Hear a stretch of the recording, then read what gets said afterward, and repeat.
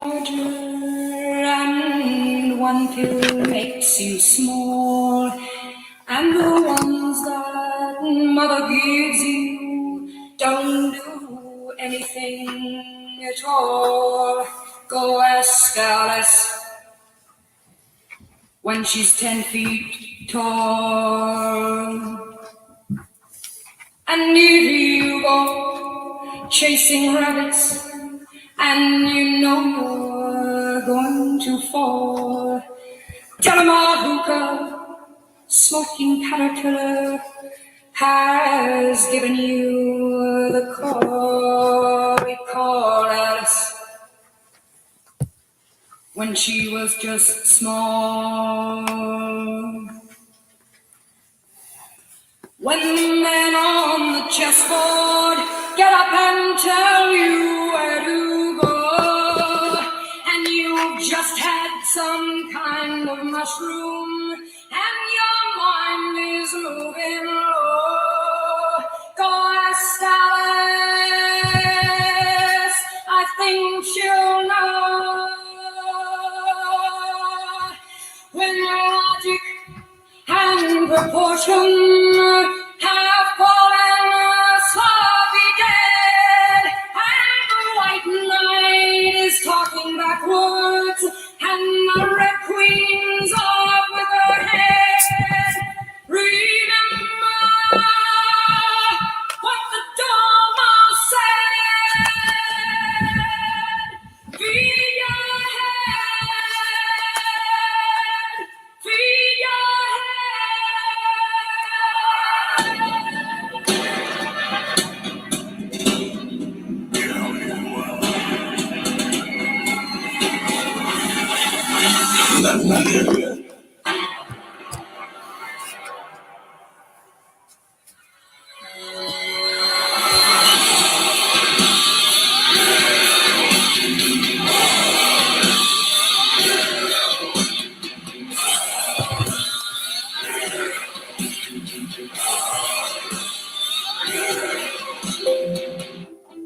catching flies in this world, tasting freedom, blowing skies, and crawling back to the top of the stairs.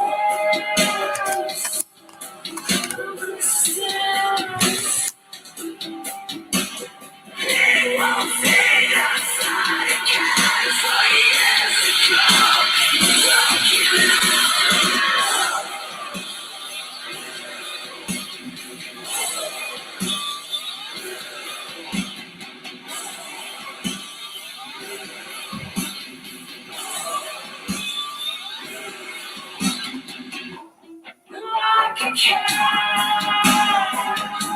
without a care, rolling freely through the streets. You can find help in all the pictures in the square, in the square.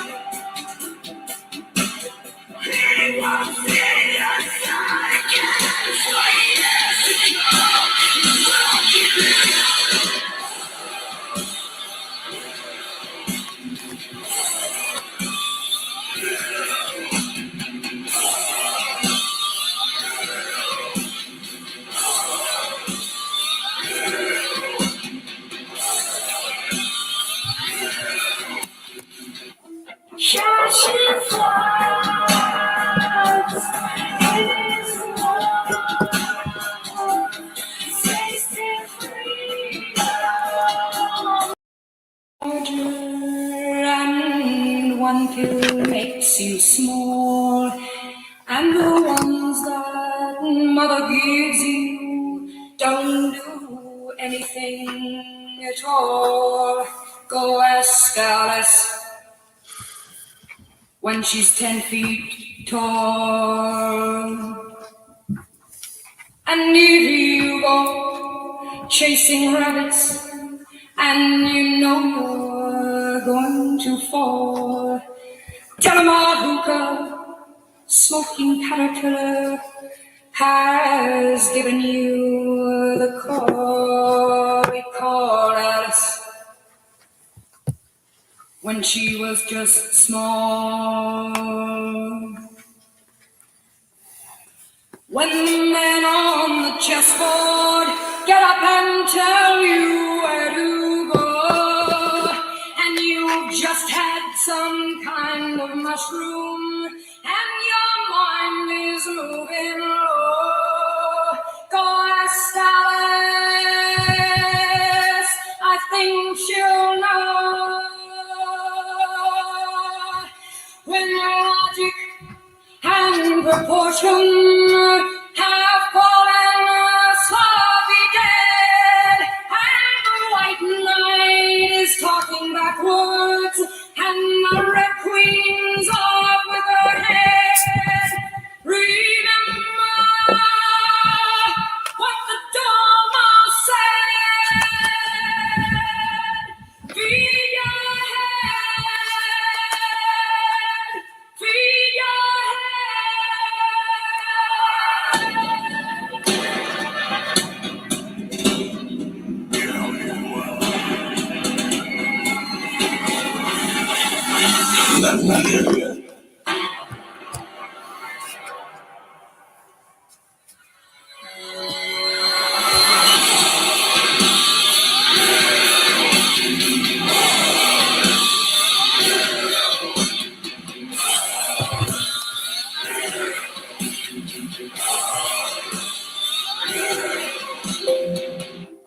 catching flies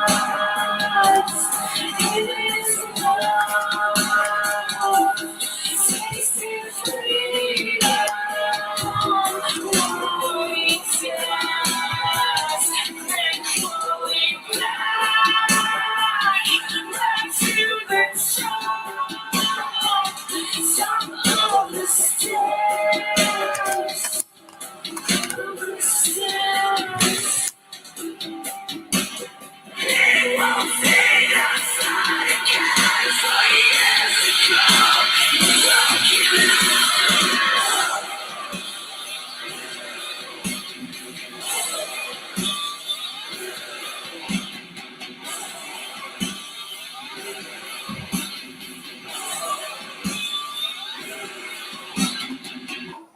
Like a cat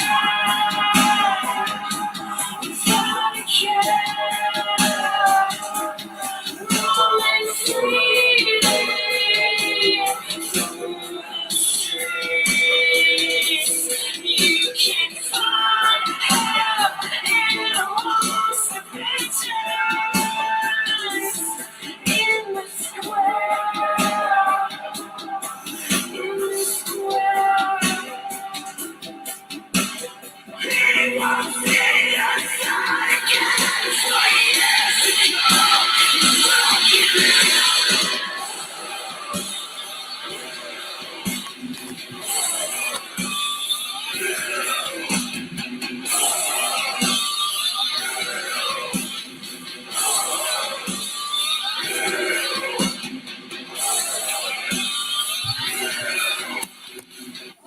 Catching flies in this world.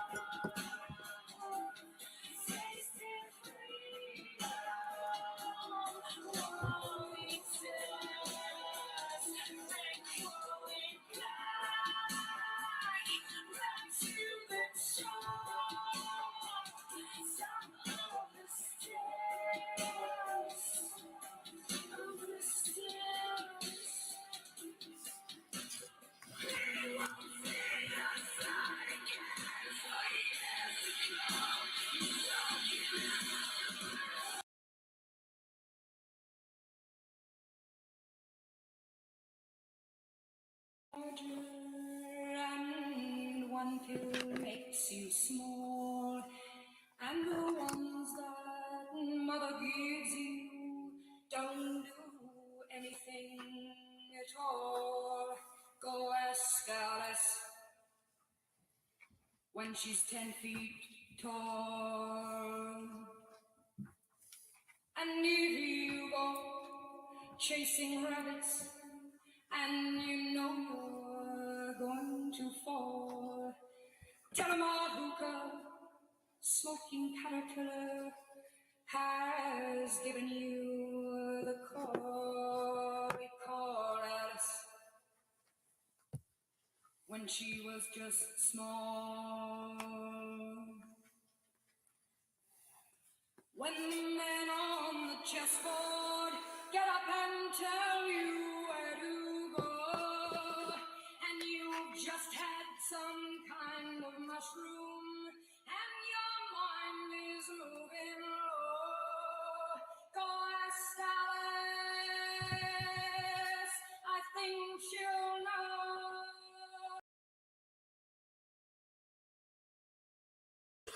Ladies and gentlemen, welcome to the show. This is episode 60 of the Mayhem Show with Mark May. Undoubtedly going to be one of the biggest, if not the biggest episode of all time. I hope you guys are doing great out there. It's going to be 2 days before Christmas, guys. Tomorrow is Christmas Eve. We are doing a live Christmas Eve kind of show tonight. Don't forget the WCEWF_wrestling on Instagram. Go join right now. You can see a free story, guys. I am writing that story. Guys, you know me. Death Dealer #1 cover artist, Mark May, no big deal. Also, creator of Hellbringers. If you haven't checked out Hellbringers yet, it is time. Guys, what's up? What's up to you? We got a huge show tonight. Tony Norris is going to be on here, a.k.a. Ahmed Johnson from the WWF. Oh, my God, I cannot wait for this. You guys have no idea how awesome this is going to be. Guys, we were playing that video for you earlier. You see my setup from what I'm making for the WCEWF. Guys, we've talked about it already. It is just basically a pick federation where fantasy meets wrestling. And I am giving you guys a free story of who the greatest of all time would be as they battle for glory. Politics will come into play, and that's crazy because it's all a made-up story in my head. As you guys know, The Extremist is on there. Go follow us on Instagram, WCEWF on Facebook. Remember, none of this is paid, all for free, all for fun. Guys, we're going to go ahead and bring in our guest right now. I am ready. You're ready. This is why you tuned in, folks. So let's go ahead and get this going without any further ado. Folks, hope you guys are doing good out there tonight. All right, guys. Tony Norris in the house. Mr. Ahmed Johnson, what's going on, man? Not much. Can you hear me? Yes, sir. We can hear you just fine. How you doing tonight? Okay, I'm doing good, man. Right now, we got a side view of your face right now, man, from where you're on the thing. We could actually see. Pull it back just a little bit, sir, so we could see your face. I can barely hear you. Oh, you can barely hear me? Yeah, that's why I got my ear up to the phone. I'm gonna scream, guys. This is the side of Tony's head. Tony, how you doing tonight, brother? Tony, can you hear me? I can hear you a little bit. All right. I tell you what. Tony, is this better? It sounds a little better. That's a little better. All right. Guys, Mr. Tony Norris is in the house. Tony, first things first. Thank you for doing the show, man. You're a huge guest on our show. I'm a huge fan. We're going to talk about wrestling. We're going to talk about your NFL career. We're going to talk about life in general. Tell us a little bit about yourself, sir. So for all the people out there that don't know, tell us a little bit about yourself. Well, as everybody knows, I played football for a little while, and then I got into professional wrestling. Right now, I'm just chilling with my family. That's awesome, man. All right, we're going to start the show out like this, like we do every single guest. From all the cities that you've been to, what is your favorite food place ever in the United States from your travel time? My favorite place? You said my favorite place? Yes, sir. That's a tough one there. I don't know, man. I've been to so many great places. I don't know which one's the best. Oh man, you're gonna have to give us something. You can't leave us hanging. You'd be the only one that left us hanging on the show, man. You don't want to be that guy.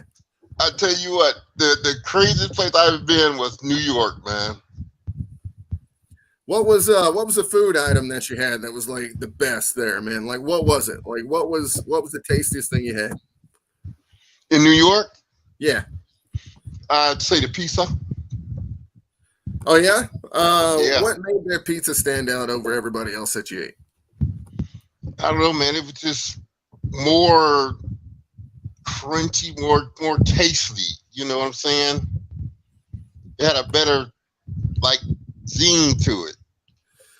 I have yet to go out there to try pizza, man. I want to so bad. It's killing Where me. you at now?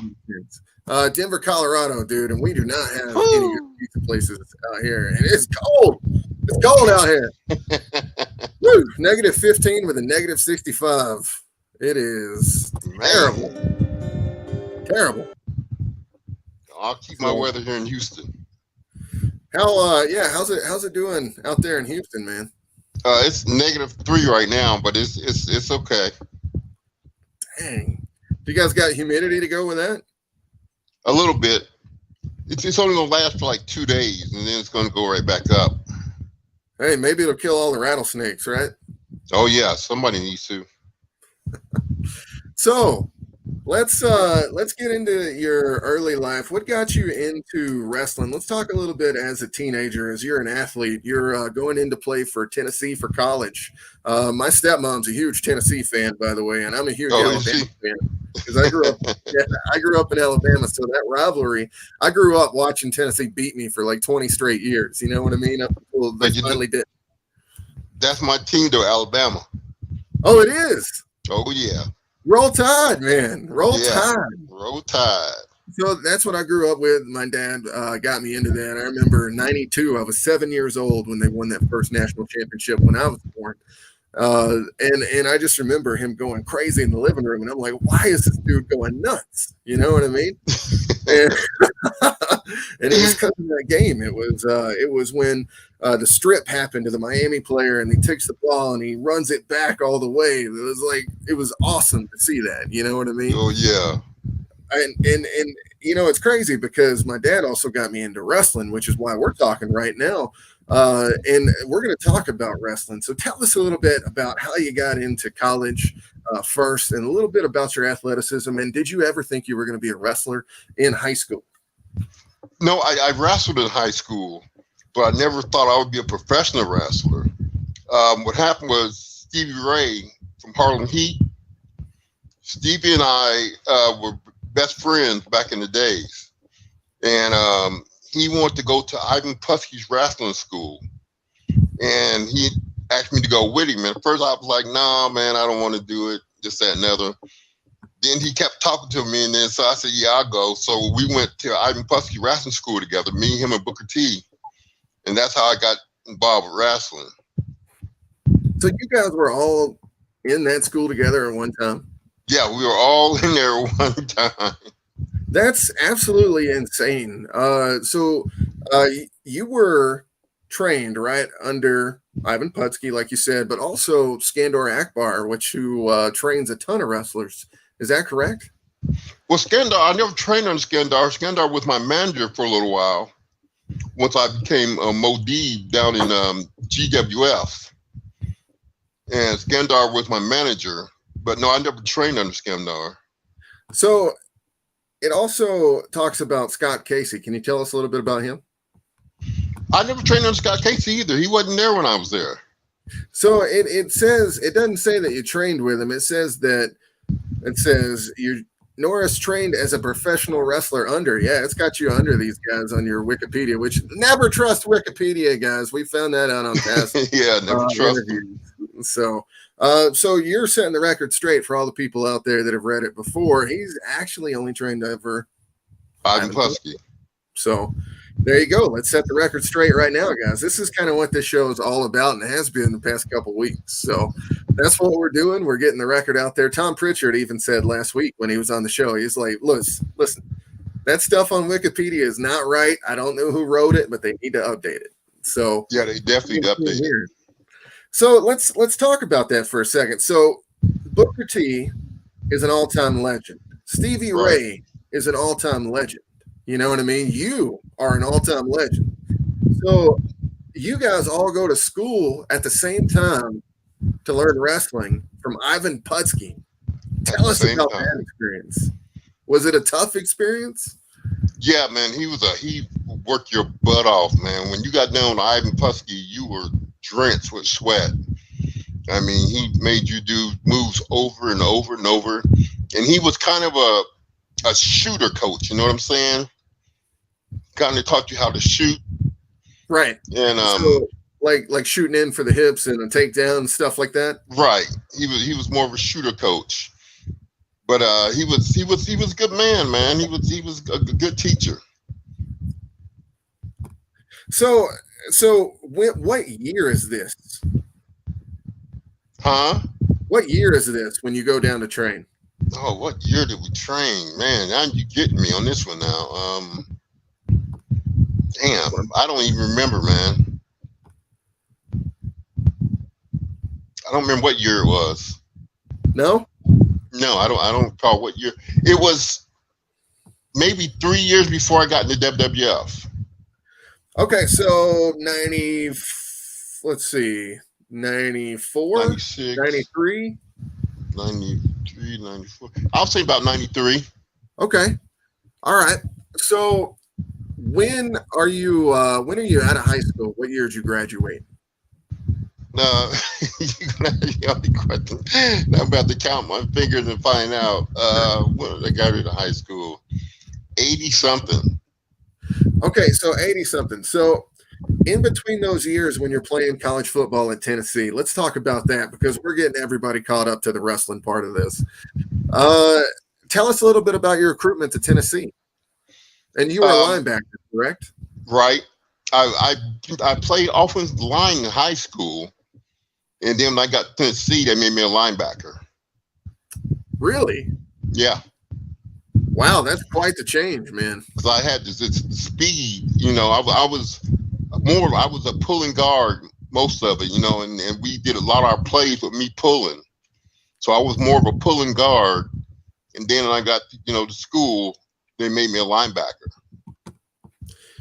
So let's talk a little bit about your experience in college. I mean, because think about this. You've been playing offensive line all throughout high school. You get to college, you become a linebacker, and then you go on to play in the NFL, correct? Right. I got drafted by the Dallas Cowboys. Oh, wow. What round did you get drafted in? Well, no, I'm sorry. I shouldn't say drafted. I went to scout camp and got picked up by the Dallas Cowboys. So you got picked up. That's amazing. How long did you play for the Cowboys? Oh, I didn't play but a season, man. Hey, man, one season's a lot better than a lot of people that didn't play at all, right? Right. So the Cowboys at the time, it was an incredible, incredible team right there in the 90s. So what was it like being around all those players for the Cowboys? It was humbling, very humbling. So let's talk about how then is this where you are in Texas? Is this where you meet Booker T and Stevie Ray from this point on? Yeah, this point on. Yeah, I met Stevie Ray when I moved to Houston, and we were security guards, man. Believe it or not. No, I do believe. Hey, man, I was a security guard too, man. I was a bouncer for the tavern. Well, we did security guard, and then we did bouncing, and from there we did like almost like a little bounty hunter type of deal. But we were a force to be reckoned with. Trust me. Oh, I absolutely believe it. Can any of you people out there that are watching the show right now imagine Ahmed Johnson and freaking Stevie Ray coming in to book you? Oh my God. I can't even imagine what that would have been like, dude. I mean, I'm sure everybody just gave up, right? Oh yeah, we didn't have any trouble, man. I had this one guy one time I had stopped for, he was stealing plants off people's porches, and I had stopped him, and he said he wanted to fight me. So we just handcuffed him and took him to the office, and we called HPD. And police got there.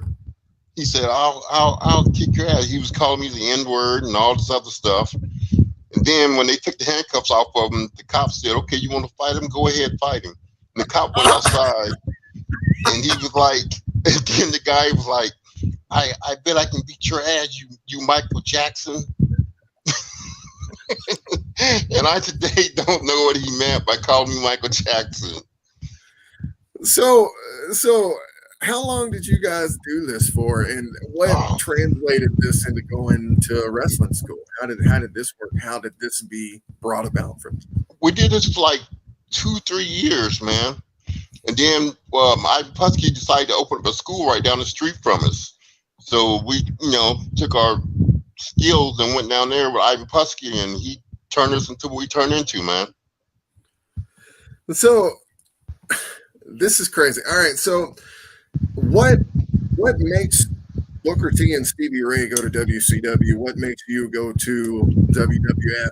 How does this process come about? Tell us a little bit about your time, if any, in the indie scene before you get to WWF. Oh, yeah, in the indie scene, I was with Global. It's a federation out of Dallas. I'm sure you heard of them, Global Wrestling Federation. Yes, sir. Well, I was with them at first on my indie scene, and what happened was Stevie Ray and Booker T got a call from WCW, and I didn't get the call from WCW. And then I got the call from WWF. It was weird, man. It was dang to be, And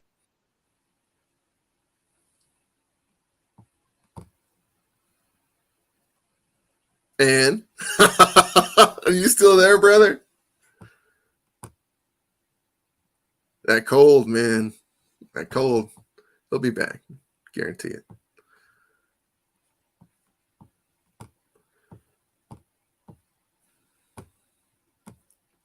Everybody out there, as we're waiting for him to come back, we're going to give it a second here. Let him come back. Awesome interview so far, huh? We're getting right into the career. We've been talking about the training with Ivan Putski. We've been talking about his experience with Booker T and Stevie Ray. Tony, can you hear me, brother?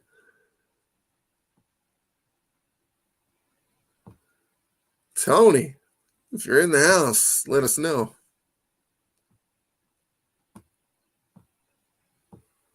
So we're going to give that a little bit. I'll call him. We'll get it back on here. Oh, here we go. I can hear you. Can you hear me? Can you hear me? Yes, sir. Let's get right back rolling to it, man. Oh, okay. I don't know what happened. Oh, it's all good. Man, the internet's been crazy because of this wicked storm that's coming through. Yeah. Here, so I totally get it. So you've gotten the call from WWF as they get the call from WCW. Are you guys still in really good touch?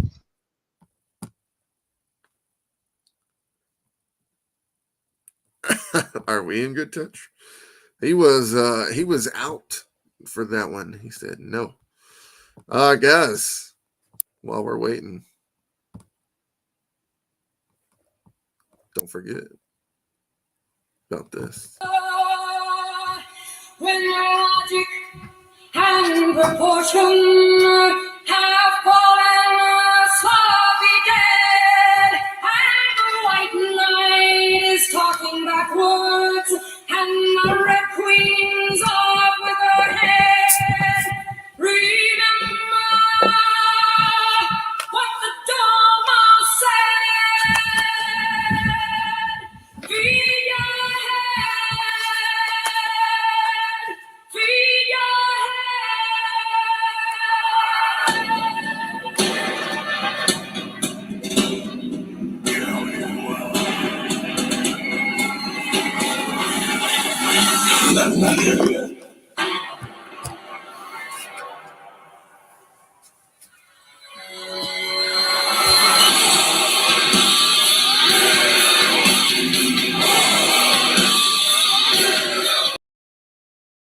Can you hear me, Mark? Yes, sir. I can hear you. Can you hear me? Okay. Oh, this I'm is sorry. way better. I don't know what's going on with this, man. No, This is great. Let me ask you a favor. When you're talking, do you mind pulling the phone back? That way everybody can see you while you're talking. I can, but I can barely hear you. I have to put it up to my ear so I can hear you. Right. That's okay when you do the hearing, but I know everybody out there wants to see your face, man. Hey, everybody. See, we got way more viewers when they saw you, dude. So let's talk about this. So Booker T and Stevie Ray get the call. Are you still in good contact with them while you're talking to them? At the time I was. Right now we're kind of like, through time we kind of like separated. Right. So then at the time, you guys are buddies. They're in WCW. You've got the call from WWF. Let's talk about that time period. Are you guys communicating a lot at that point? No, because they were, on the road and had their business, and I was on the road and had my business, so we really didn't communicate that much. So let's talk about when you got the phone call from WWF. What was that like? That was wild.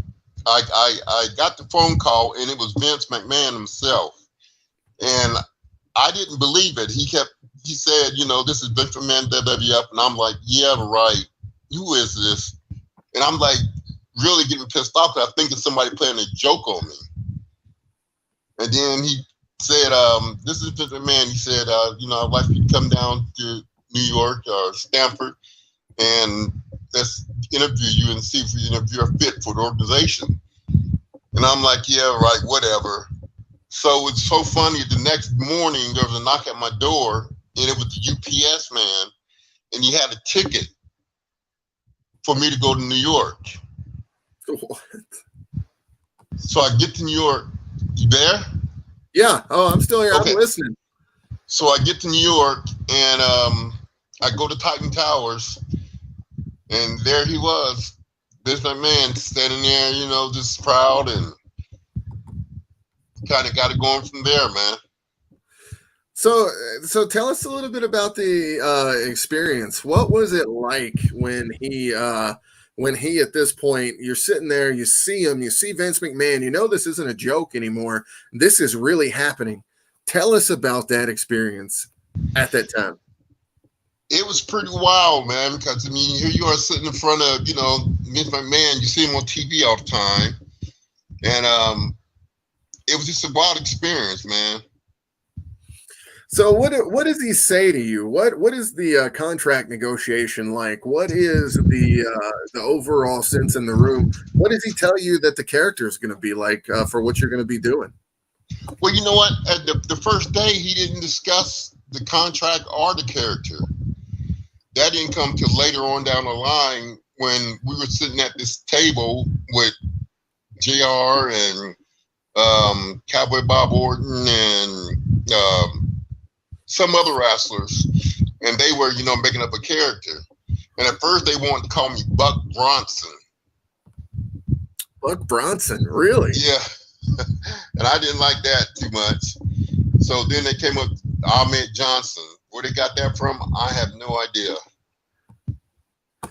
So Angela Mewis comes on here and she says, asking the tough questions. And you guys know I'm not holding you back. And he already told me I can ask him whatever he wants or whatever I want to talk about tonight. So we are going to ask the tough questions. I do want to know. I know everybody out there wants to know that's watching.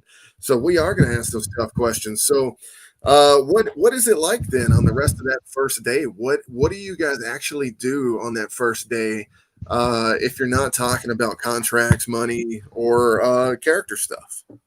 He kind of just tell me about the other guys' careers and show me around the offices and the weight room and everything. And that basically it. Then I bumped into The Rock before he was The Rock. I bumped into Dwayne Johnson and,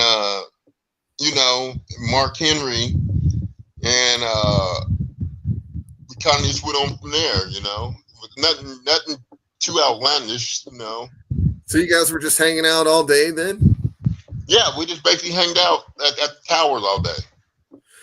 So Dwayne Johnson at the time, he's coming in. Did you know he was going to be the superstar that he was when he was coming in at the time? I had no idea that he would become the legend he become. And what was it like hanging out with the world's strongest man? That was pretty wild, man. He was a wild character. He was a very wild character. And was he huge in real life? Was he much bigger than you width wise from his shoulders and everything? No, he wasn't lengthwise stuff. He wasn't much bigger than me, but he was a big dude, man. I'm telling you right now, if Mark Henry joins the security team of what you were talking about earlier, you got a 3-man death force right there. That would have been a faction from hell, ladies and gentlemen, in wrestling. So let's talk about this then a little bit. So you're coming in to the WWF. You're talking about your character at the table. Who comes up with Ahmed Johnson, and how does it go from there? Well, Vince McMahon came up with Ahmed Johnson. And, I wasn't going to say no and argue with the boss. But I had no idea what Ahmed Johnson meant. I mean, I still don't know today what Ahmed Johnson is, To me, it sounded like I should have been a Muslim or something with the nation. I don't know what Ahmed Johnson meant. Yeah. So, all right. So let's talk about that a little bit. So, I mean, it really did feel like that was supposed to be maybe you turning to the nation while you're sitting there going in that rivalry. To me, it almost felt like it was meant to be. You know what I mean? The good guy, Right. but the bad guy. And it never happened, right? Like Right. this was completely against that. And we're going to get to that rivalry, but let's talk about the beginning of your WWF career. What did they start you out doing wrestling wise? Was it more training? Was it learning how to do promos and stuff like that? Or did it immediately go into, let's put this guy in house shows, let's put this guy on TV? Tell us a little bit about that. It immediately went to, let's put this guy in a house show, let's put this guy on TV. I didn't go through any training or, any promo training or anything. It was just, they just slapped me right on TV and got this big Yokozuna up, slam him, and my career took off from there. So, I mean, yeah. I mean, that's insane. You guys got to think he slammed Yokozuna, which is like one of the hardest things you could possibly do in wrestling when it comes to slamming big guys. Was Yokozuna, Andre the Giant, and Paul White has come down to here now, but it was Andre and Yokozuna, and that was it when it came to slamming the big dudes, dude. So you had that on your career list. It's crazy to me when I think about your career, and we're gonna talk about this a little bit more. We're gonna go all the way through it, but when you think about how short it was compared to what it could have been, you know what I mean? Right. You did legendary moments in such a short period of time. Right. Like if I'm not mistaken, you were the first ever African American singles champion ever in the WWF. Is that not correct? That is correct. That's it's an incredible achievement, guys. I mean, yes, sir, it is. It's so huge. And when you think about it, like I said, that short amount of time, you had WrestleMania moments. You teamed with the Legion of Doom to take out the nation, man. Oh yeah, that was special. That was special. So we're gonna get to that. Let's talk about your first match at a house show or on TV. Let's talk about both of them. Okay.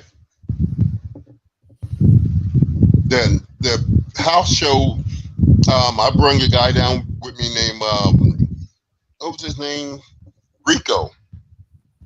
My first match on the house show to MTV, I wrestled against Rico, and he's somebody I've been wrestling with for years. And he was just a hell of a worker, man. Hell of a worker. I don't know why WWF didn't keep him, because he was a hell of a worker. So Rico, when did he leave? He kind of just, got put off to the side after we got done with our matches. I wrestled him for a few nights, and they kind of let him go and didn't call him back. And he was a hell of a hand, man. I don't know why they didn't just pick him up. He just basically he didn't have the body that back then. Vince McMahon was looking for bodies. You know what I'm saying? Mm-hmm. He was looking for the muscular, athletic guy. And Rico was athletic, but he just didn't have that muscular build. So, who did they put you with after him? After that, they started the feud between me and Yokozuna. So you went right into it, man.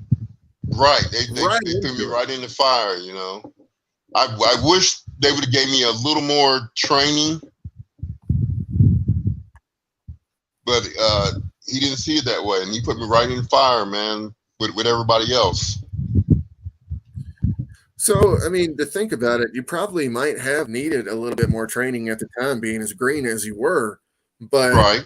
it was like to think about how much they valued you to just throw you in like that and to put you against, I mean, in my opinion, Yokozuna, ladies and gentlemen, I don't know if you know this, and you might not. I think he's one of the greatest of all time. I think he literally could have been one of the best big men, if not the best big man ever. Like, I rate Yes. Andre and him on the same level. Like, he was incredible to watch, and he should have been the champion for longer than he was. And I understood that they had to, make Brett champ, but Yokozuna was where it was at. And then, he put people over after that entire experience with him being champ too. So let's talk a little bit about Yokozuna and what you thought about him as a person. Tell us a little bit about Yokozuna, man. I would love to hear a little bit about him. He was a good dude, man. I mean, he could eat the whole house out. You know, you didn't want to go out to a restaurant and pay his bill. I promise you that. But he was a good dude, man. He was funny. He always, clowned around with you, and he was just a good guy all around, man. So, how does the rivalry go? Tell us about what happens in the rivalry Between me and Yoko? Yes, sir. Basically, I just came in there. When I came in there and slammed him, he was supposed to be upset about that. But the thing about it was, I was new and I was green. And when I told Yoko backstage that, Vince wanted me slamming, he told me, well, go ahead. I'm not going to jump for you. And he didn't. He didn't jump for me at all. If you watch that tape, he doesn't get on his toes and jump at all. I really had to pick him up, literally, and slam him. It was kind of like my initiation into the brotherhood. So that's actually unbelievable. Yeah, because he was like, back then he was like 700 something pounds. He was actually 700 pounds towards the end of his career? Yes, no sir. way. I didn't know that. Yes, sir. I had no idea. That is incredible. So how do you do this? I mean, I know this is all squats and deadlifts, but good God, man, tell me how you did this. Brother, I just closed my eyes, prayed to God, and grit my teeth and went for it. And it was weird because he was so big until going like underneath his butt, man, my hand like just sunk into him like jello. And it was like picking up 700 pounds of jello and slamming it, man. It was weird, man. I'm sure it was. Now that's funny. Okay, so when let's talk a little bit about what they do with you after the Yokozuna rivalry, and then can you also tell me about the timeline of this to Yoko's passing? Because he was, like I said, he's one of the best ever. You guys know I respect the hell out of him. I'd like to hear a little bit about this. Yeah, Vince really tried to help Yoko, man. He sent him to this guy that was trained the Mortal Kombat people for TV. The guy that trained Mortal Kombat characters. Oh, yeah. And Vince really, really put an effort in, man. Sent him to Fat Camp, sent him, to here and there. And I heard rumors that the guy called one time and told Vince that Yoko snuck out and got like, I guess 10 Big Macs or something. and he just couldn't, get him to get with the program. He just didn't want to. He wouldn't stop eating, man. He just wouldn't stop eating. Wow, that's terrible, dude. Because Yeah. he's just, like I said, man, one of the best of all time. Like, just an incredible big man, can move around that ring. Yeah, that was amazing how he could get around the ring. Honestly, it really is, especially now that you told me that he was almost 700 pounds towards the end. That is just unbelievably insane, man. I don't know how you slammed him. I really don't. I really don't. It took every ounce of strength I could muster up. It's just insane to me. All right, so tell us about your time after Yokozuna rivalry. Where do we go from here? Let me think. I think then we went to a tag team with Shawn Michaels, Psycho Sid, and the British Bulldog. We all did a tag team together, an 8-man tag against who was all there? Owen Hart, Dean Douglas. I can't think of the other 2 people that were there. We did an 8-man tag. Now, a lot of people don't know this. Dean Douglas, aka Shane Douglas, was with the WWF ever since the 80s, in one point or another at a time, all throughout that. And then he comes in as Dean Douglas.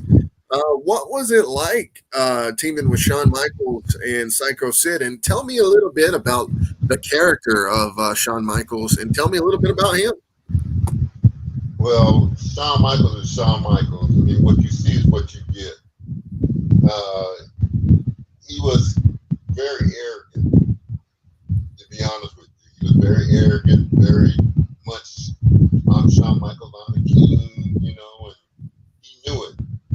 And basically, you did it Shawn's way, or somehow you found the door, You were going back after to the boss and get you kicked out of there.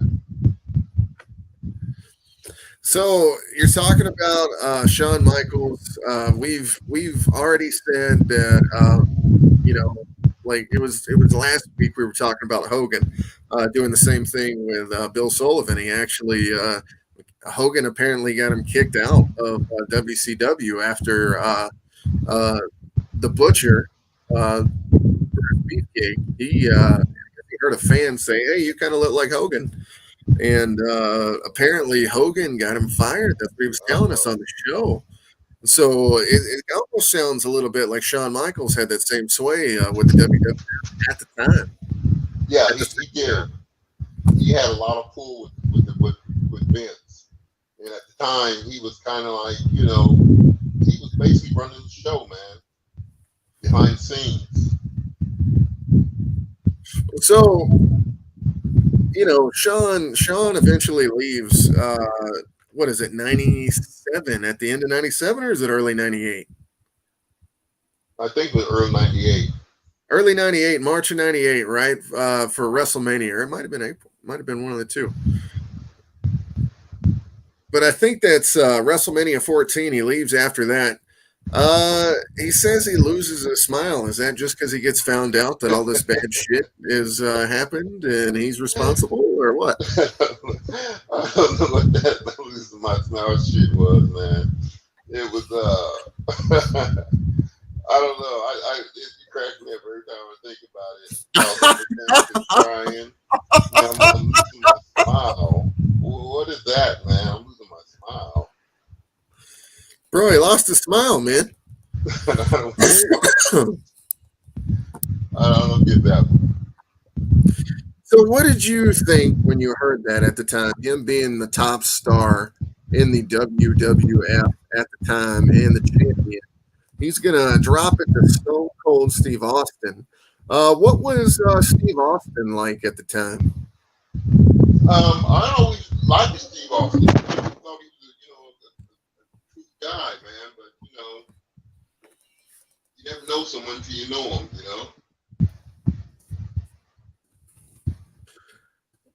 So when you say you don't know someone till you know him, is that like he might be a different person behind the scenes than he is in real life, Right. or That's what is that kind of like what you're saying? yes, sir. Yeah. Okay. So let's talk a little bit about Psycho Sid. What was he like in person? Sid was cool, man. Sid was cool. He was a no nonsense character, and in real life, he was no nonsense. But he was cool, man, and he's the type of guy that if you're going to a fight in a dark alley, you want him on your side. Yeah, it definitely sounds like Sid is. I just heard a story about Sid and also Arn Anderson. Have you heard the story Oh of yeah, this? the scissor fight. The scissor fight. Yeah, For everybody out there that doesn't know, do you want to tell them? you can tell. So apparently, Sid and Arn get into it. And basically, what ends up happening is I think it's Arn that gets stabbed by Sid, right? With the scissors. Right. I hope I'm Right. getting this right. But it was a huge fight between the two. Every time I hear Arn Anderson as enforcer now, I'm like, yeah, that motherfucker is an enforcer for sure. You know what I mean? Like, and Psycho Sid is a psycho. Like these guys Exactly. are actually their characters because he's stabbing him with scissors. Like so, and this is just a random fight one night, guys, because it was a disagreement. I can't remember what the disagreement was over, but wow, you know what I mean? Like, was wrestling like that with other people? Did you ever see anything like that with other people, Tony? No, I've never seen anybody else, get to that point, man. So, I mean, I don't know what they were disagreeing on, but it must have been pretty heated, whatever it was. Yeah. So, what did you think of WCW at this point when it's probably around late 96, early 97, around there? So, and Sean's leaving in 98. So, around this time, WCW is kind of coming up on the ratings with you guys. Did you, at this point, still talk to Harlem Heat? No, I didn't. I hated WCW, man, at that time because they were our competition, and I couldn't stand them, man. I mean, I just wanted them to go away, but they didn't go away. They were right up there on the ratings with us, right on our ass. Yeah, I think they even passed us at some point. So they did end up passing you guys, and I think it was late 98 when it happens. I might be wrong. It might be sometime around there. But it's crazy when it happens because this is, the height of WWF. Like you're Right. talking like 88, 99. I mean, when you think Attitude Era and you think pioneers of the Attitude Era, you're one of them. Right. I still remember playing WWF Warzone and, kicking people's asses, Ahmed Johnson. You know what I mean? I've got the game right now. I didn't start playing it. But so when we talk about this era as being the best ever, but WCW is catching up in the ratings. And trust me, like you're watching the product and it's not superior by any means. You know what I Right. mean? And Right. I love them both. Don't get me wrong. Like I am a huge WCW fan, but at the time, if you're watching it, it's a lot of the same matches over and over and over. It's Sting, Flair, Macho Man, Hogan, and they are Exactly. rotating. They're rotating who they're wrestling every week. You know what I mean? From like 94 on, guys. Like it's the same shit over and over and over. It is. So when you think about the time period and what's going on with the NWO coming in, I mean, that kind of saves them right there and brings in all this new stuff, but it's still the same matches. They're just wearing different colors. You know what I Right. mean? So Exactly. it's crazy to think about how like the human psyche works like that. When people turn heel or when they are faces, like it could really make or break your career. Like examples of people who it makes their career. Hulk Hogan obviously needed that. John Cena was in desperate need of that towards the end of his career. He would have been crazy good. Roman Reigns did it, and look what happened to him. You know what I mean? People actually like him now. I like him, which I never thought I was going to like that character, but I like it.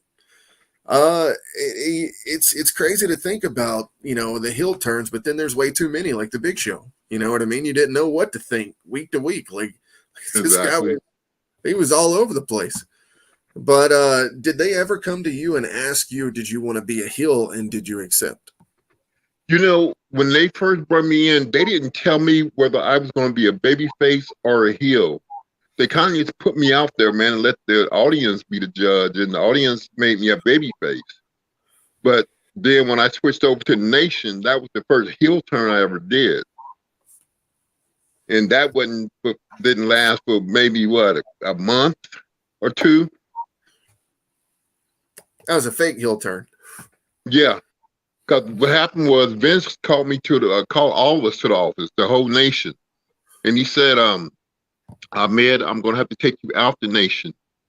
And I'm like, what? You just turned me. I mean, my fans already hate me. Why would you turn me back to babyface again? He said, well, the reason I'm going to take you out the Nation is, he said, look at you guys. He said, who am I going to get to believe that you guys can be beat? And then I take a look at it, and, you know, you had me, Rock, Kama, D'Lo, Mark Henry, and Farouk, and that was a pretty powerful group, man. Dude, let me tell you something, okay? As a child, and I'm going to be real here for a second. I'm going to be completely real here for a second, guys. As a child, all right, I was terrified of the Nation of Domination. I was. I thought Farouk, it's just his voice, man. He's got something in his voice when he talks. So Ron Simmons. So when he talks, he's got that tone, man, that is a terrifyingly respectful tone. That's why the man only had to say one word and made a catchphrase out of it, which was damn. And merchandise sales. You know what I mean? But it's the way he says it. It's not like how I'm saying it, where I'm being like, oh, hey guys, how's everybody doing? You know what I mean? He's like, damn. You know what I mean? He's like, there you go. You sounded like him just then. That sounded like him. Well, you know, it's got to put a little bass in your voice. It's speech pathology, man. That's something I had a thing for a long time ago. Like if you talk to somebody a certain way, they can take it a certain way. But if you talk to them in a different way, in a different tone, it might not be. So, like, think about if Farouk didn't have that voice, man, and he came out there and started talking to you in a different tone. Oh, it would have been over. Out now, you know what I mean? Exactly. So, you know, you being with the Nation, yes, that is an unbeatable group. It would have been an unbeatable tag team. You and Farouk at the time. Exactly. Good God, you can't even think about it, man. You know what I mean? But yeah, as a kid, I was terrified of the Nation. So then you go back to fighting these guys, right? Right. So what's that like? What is it like turning back face? Did everybody except the Roos the work? Is that what happened? Well, yeah, everybody brought into it. I mean, the fans all brought into it. I mean, I thought I was going to have a hard time turning back to Ahmed Johnson. But the fans just, I mean, they took right to me. And I was very glad of that. You know, they didn't give me a hard time about it or anything.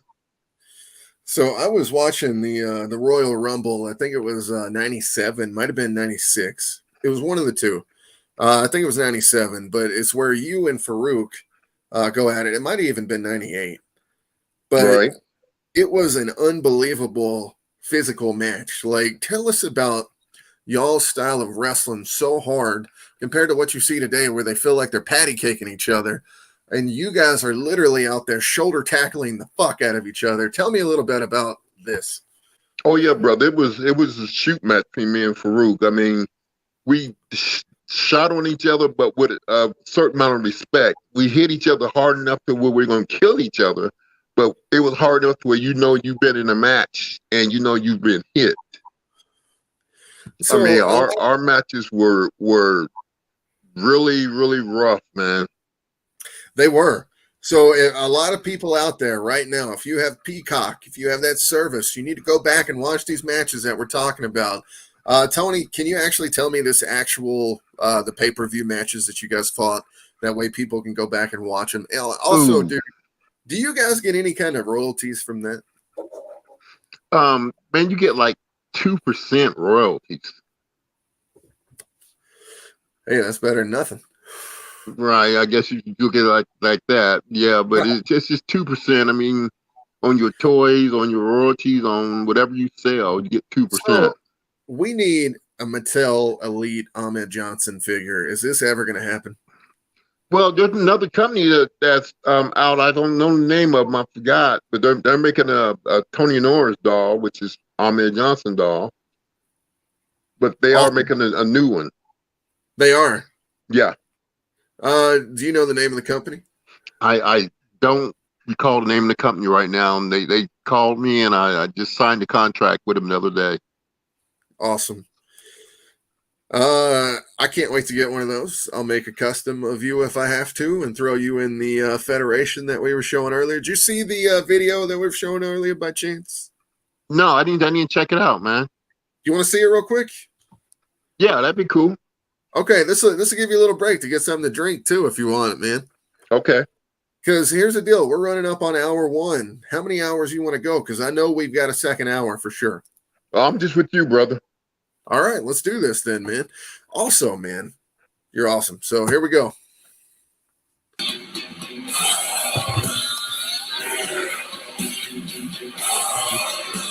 And then just make sure you're watching this, brother. You don't even need to listen.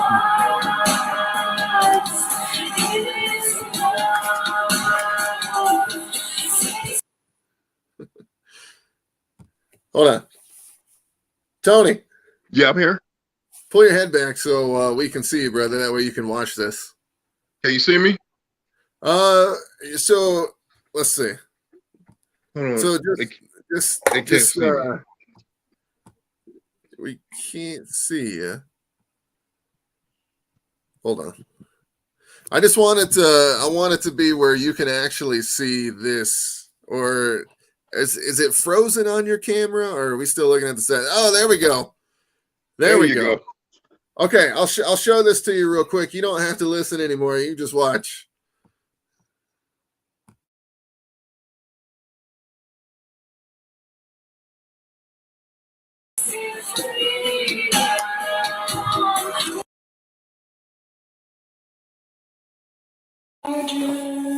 And one pill makes you small, and the ones that mother gives you don't do anything at all. Go ask Alice when she's 10 feet tall. And if you go chasing rabbits, and you know you're going to fall, tell 'em a hookah smoking caterpillar has given you the call. We call Alice when she was just small. When the men on the chessboard get up and tell you where to go, and you've just had some kind of mushroom, and your mind is moving low, go ask Alice, I think she'll know. When logic and proportion have fallen sloppy dead, and the white knight is talking backwards, and the red queen's off with her head. Remember what the Dormouse said. Feed your head. Feed your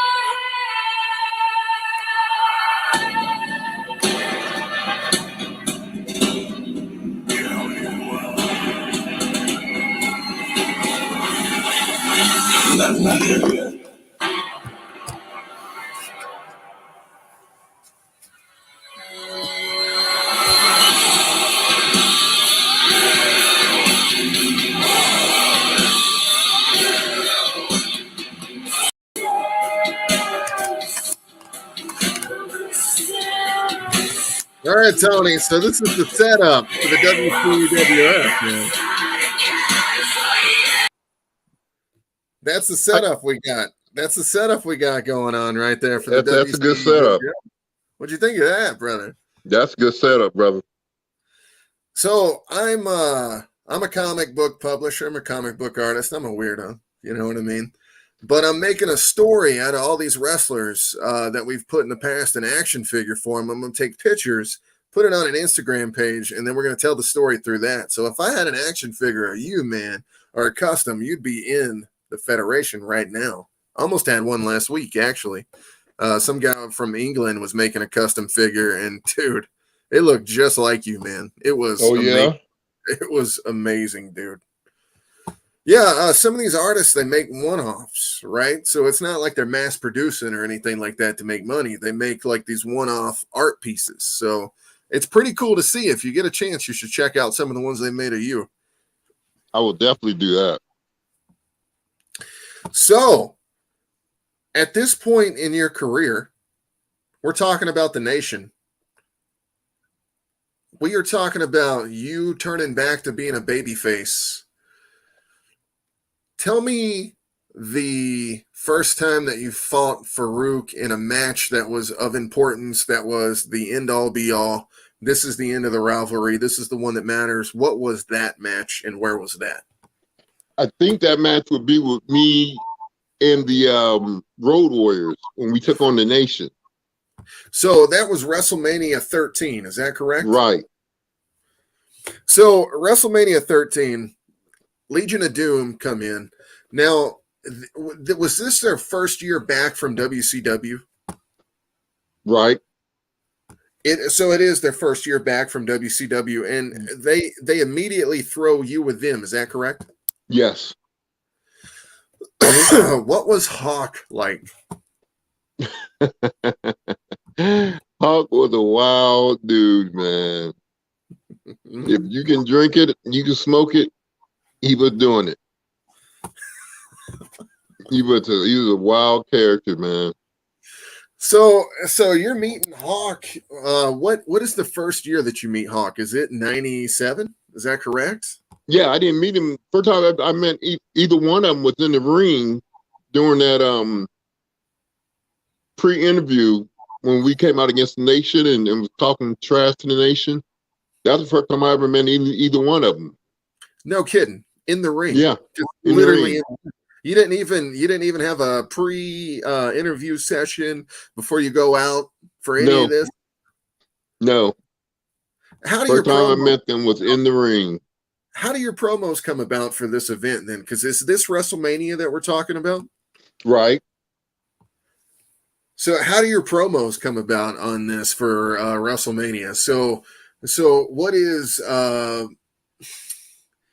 what are you thinking while you're talking about this? Like, and they're talking, like, what are you thinking about in your head? What is the thing that you're gonna say? Like, have you been thinking about this all day for this promo?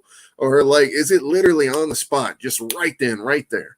Yeah, it was literally on the spot right then, right there. I mean, I didn't have time to really think about it or anything. It was just, one of them spur of the moment things, where it comes out. So that's pretty damn cool. Tell us about promos. What was it like? Was it hard for you? Did you feel any kind of like nervous, like feeling like, oh my God, I'm cutting a promo? What was that feeling like? Well, they never told me anything to say on my promos. They let me just do my own. And they would give you, guidance as to, where you were going with it. But as far as giving me my lines like they do everybody else, they didn't give me my lines. They just let me go and say whatever I want to say. Steven Antonio comes in here and says aloha, all the way from Hawaii. Have you ever made your way out there to any of the islands, my friend? No, I would love to, man. I've never been out the islands. I would love to go, though. Hey, man, maybe there's some comic shops out there that'll give you a signing or something. Yeah, wink, I would love to go to Hawaii. Wink, wink, any of those comic shops watching right now? Yeah, it's a great time out there, man. So, wow, you've never been out there, huh? No. I walked through a lava tube the last time I was there, dude, Oh, for a did signing. you? Yeah, we did a signing for a book out there. And Wow. dude, you want to talk about a place that you always say yes to. If they're going to give you a signing and they're going to give you a room, you're going to go out there. You know what I mean? Oh, yeah. The balcony was right off the ocean. I'm sitting there looking at this beautiful spot with the volcano in the background. We actually walked through the volcano area, and dude, literally 2 weeks ago, the same place that we walked through exploded. So insane Woo. to think about. Insane to think about, man. I would not Yeah, want to it be is.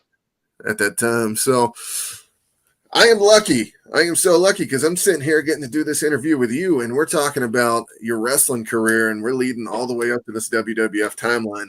And we're now talking about when you were tagging with the Legion of Doom and doing your promos for them. Let me ask you this: who picked your music? Vince. Vince picked your music. Yeah.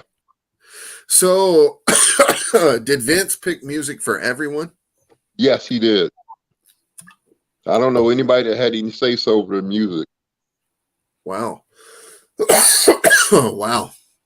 At this time is Tom Pritchard in the WWF?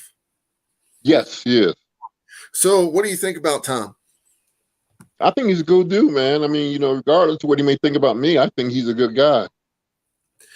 So, what do you think that he thinks that about you? Like, what do you mean by that? Like, I'd like to hear this. Well, people say that some people say that I was mean and, hard to get along with, and that's not true at all. And, you get different stories from different people saying different things, So coming from this interview, I'm going to tell you right now, I don't think you're any of those things. I think you're a pretty smart dude, well to talk to. I mean, dude, come on. Like we're literally shooting the shit. We have gone for an hour and 13 minutes and it feels like 13 minutes. You know what I mean? So, exactly. So I'm not getting those vibes from you at all. Oh no, that ain't any me, brother.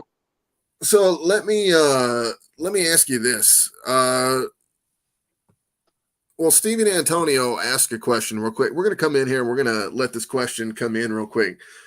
He would like to know what was your best match in the WWE. So what do you consider your best match? I already know what I think it is, but you tell me. I tell you the match I enjoyed the most was me and Vader, because we shot on each other, man, and still had love for each other when we got done. But it was a shoot match from the word go. So when you say shoot match, for all the people out there watching right now, please tell everybody what that means that has no idea what you're talking about. That means shoot match means that we hit for real. We were really laying in there on each other, hitting for real. Because Vader had told me before we went out, he called me into his locker room and he was like, "Hey brother," he said, "I'm going to bring it to you, so bring it to me." And at first I thought he was playing. When I got up there and he hit me with one of them forearm shots, I knew he wasn't playing. What pay-per-view was this? I don't think it was a pay-per-view. I think it was a regular match. On Raw? Yeah, this one with me and Vader. It's the only match that we had. Okay, so I have got to go back and find this immediately, guys, because I've got to watch this match so I know. Oh, and yeah. Vader, I mean, you see it in Japan while he's over there in some of these matches. The one I was just watching with him and Bam Bam, where he was sitting there pounding on his chest with these goddamn forearms. Like, did he do that to you? I don't remember if he did or not. All I can remember is the clubbing blows he put to my head, man. So when he did the blows, he would hit you with this part of his forearm, right? He'd come in here and he'd do this. So when he would hit you with this part of the forearm, right? Is this what he was doing? It was hitting you in the side of the temple, or how did that go? He would, hit you. I mean, he would hit you wherever he hit you. He didn't really give a shit, if it was on the side of the temple or if one slipped and caught you in the face, hey, so be it. But the thing about it is, I didn't mind taking them because he didn't mind taking them back.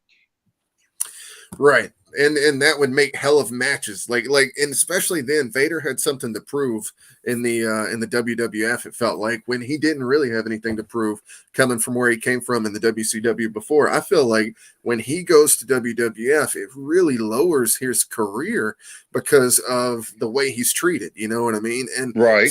seeing those clips of Shawn Michaels like stomping on his fucking face during the match because he didn't want to wrestle him. Right. Dude, was that real? You got to tell me if that was real or not. Did you see that? No, I think if Shawn would have really stomped Vader, I think Vader would have beat his ass. So the 4 stomps where he looks like he's kicking him in the face for real after he jumps off the top rope. Have you seen what I'm talking about? No, I haven't seen these yet, but I'll take a look at it. So I'm going to tell you right now, if you come on the show again, I'd love to have you on again after we do this because it would be awesome. No problem, brother. Awesome. I'm going to tell you right now, we've got to talk about it if you see it and come back because to me, this doesn't look like a fake, deal. Like Shawn he's kicking him in the face, man, like while he's laying there. Well, And Shawn to had me, that bulliness about him, man. He would do shit like that, because he knew that he had control of your career. I mean, he wouldn't do that shit to me because I would have killed him. So I'm gonna tell you right now, Tony. I'm telling you right now, it literally looks like he is. I mean, he knows that, so he's doing whatever he wants to Vader. He like blows snot on him, does like the fucking kicks where he's actually kicking him in the face, and then Vader gets up and he takes it. But he also knows if he doesn't take it, Vince is not going to call him professional. He's going to get fired, right? Right. So, exactly. Bro, what a horrible fucking decision to have to make right there. Do I feed my kids or do I let this motherfucker kick me in the face? Right. And you blew snot on him? Dude, go watch the clip, man. I am not kidding. I gotta watch that, man. No, hell no. He knew who he could do that shit with and who he couldn't do it with. He never tried nothing like that with me. That's what I'm thinking too, is he didn't want to wrestle Vader to begin with, is what they were trying to say, but he was trying to make him look bad because the truth is Vader was one of the best wrestlers in the world at the time. And it's a fact, man. Like what he did in Japan, what he did in WCW, dude, he beat Hogan, right? He beat He beat all the best. He was champion. He was their heel for the early 90s. I mean, him and Ron Simmons, dude. You're talking about some great matches, folks. I'm just saying. So we're talking about you and Vader right now. That's your favorite match. So tell us about the match. Go through the match.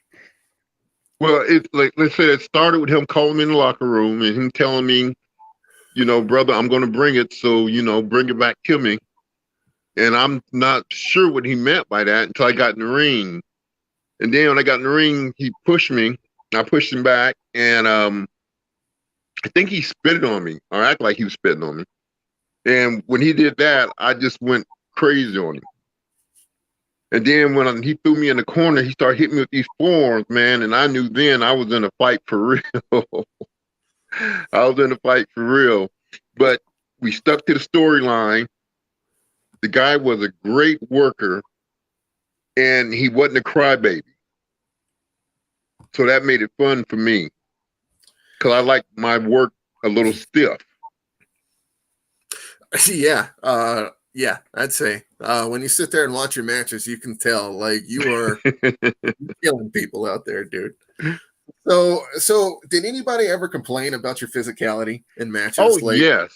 Oh, yeah. Yes. I mean, because look, not everybody played in the NFL, right? So, I mean, you're thinking about some of these guys are coming at it from the acting perspective. Some of these guys are coming at it from the, athletic perspective of even dance, hardcore dance stuff. Because this is what it feels like it's a dance between some of the best athletes in the world. You know what I mean? Exactly. But you're treating it like it's a dance, but I still want to fucking kill you. So tell us a little bit about that, Tony. Well, that's the way I was trained from I'm Pussy. That's why I was saying if they didn't like it and they wanted another way, they should have sent me to, to school. If they wanted me to be softer kind of, but Vince didn't want that. Vince loved the way I came out and the intensity that I shown because I'm telling you right now, you will never find that intensity in anybody else. The intensity that I had. You didn't. And here's the thing: is you're right. And what I think that stems from is his love for LT from the previous years when he was bringing in LT, right? Because Right. he loved NFL players. And he saw WCW doing it in '96, right, with Kevin Green and Mongo McMichael.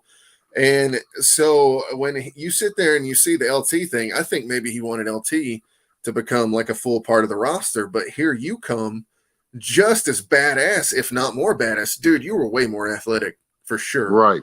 Your matches. So you're coming in, you're showing everybody the physicality.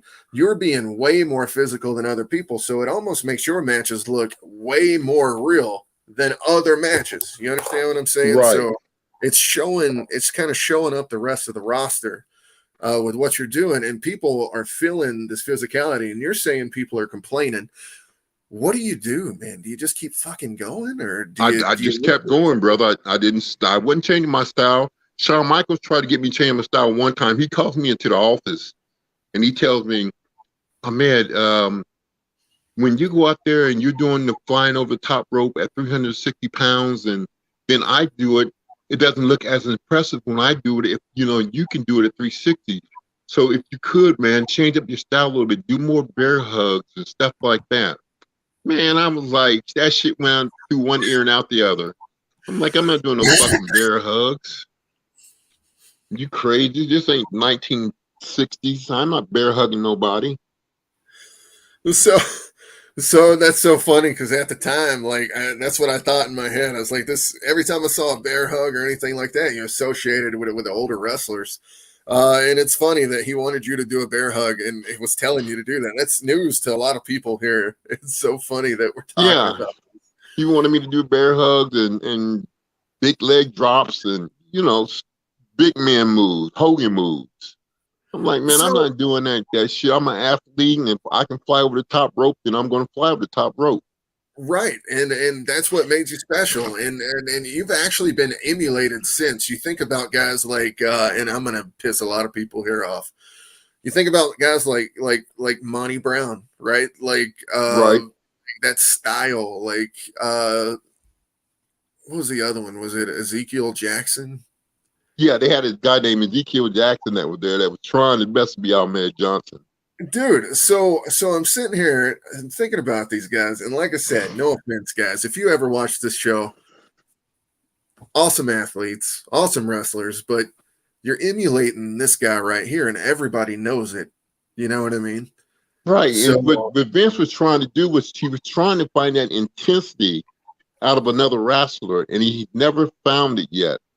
And he went through plenty of dummies trying to do it. But the intensity that I had, man, was so real. That's just how I got psyched up before the football games, before wrestling, before anything I did. I mean, I had that ever since high school. Keep talking about it. Like that's what this whole segment about is your intensity. So let's keep talking about it. What happens with this? So you're telling me these people are complaining. You keep going. Does anything ever come of this, or is it just swept under the rug and you keep kicking people's ass?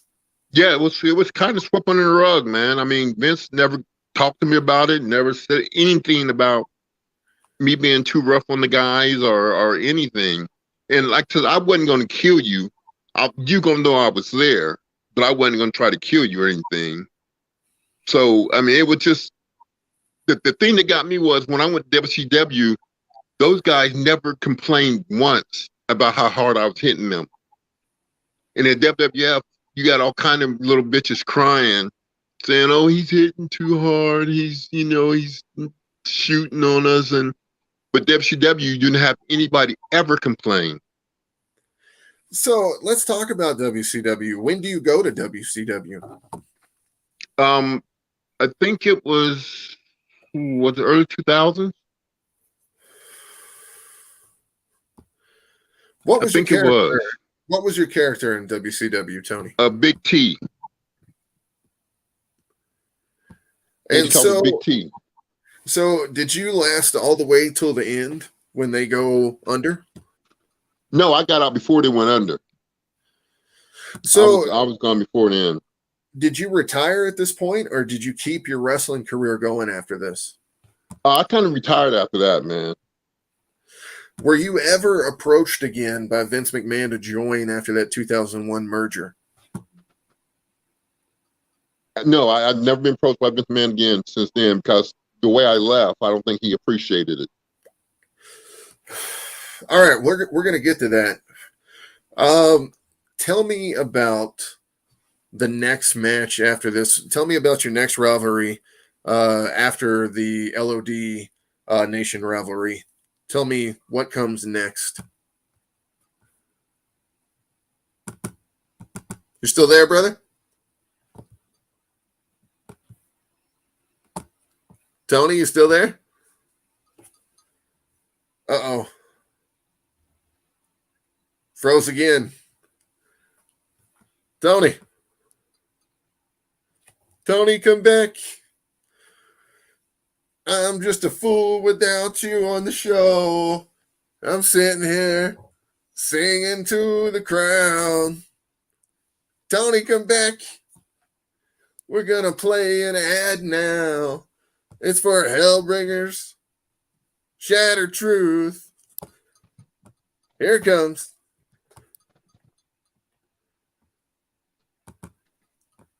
Can you hear me now? To gas up our favorite Yes, comic sir. book artist, Mark. No, that was May. thing when we come We back. want to say that the Hellbringers universe is What? It's dope. way better than the And guess MCU what's and all even that. better than that? What? Hot girl and a dinosaur. It's what it's all. All right, little ad, little cameo appearance by 303. Okay, here we go, guys. Let's get back into this. All right. So, Tony, the last thing we were talking about is what did you get into after the LOD Nation rivalry? Where did you go from there? From there, it was, I think, Goldust. All right. Tell me about Goldust. Goldust was a fun character to work with, man. He had that character down.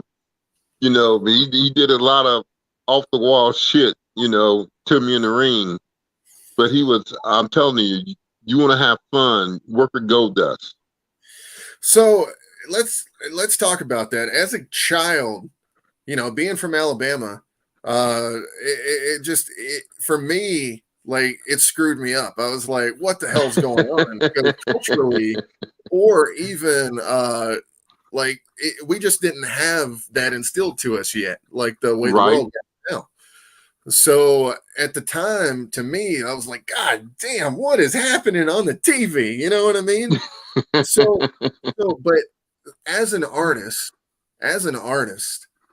and I'm not even talking about this from the comic art perspective.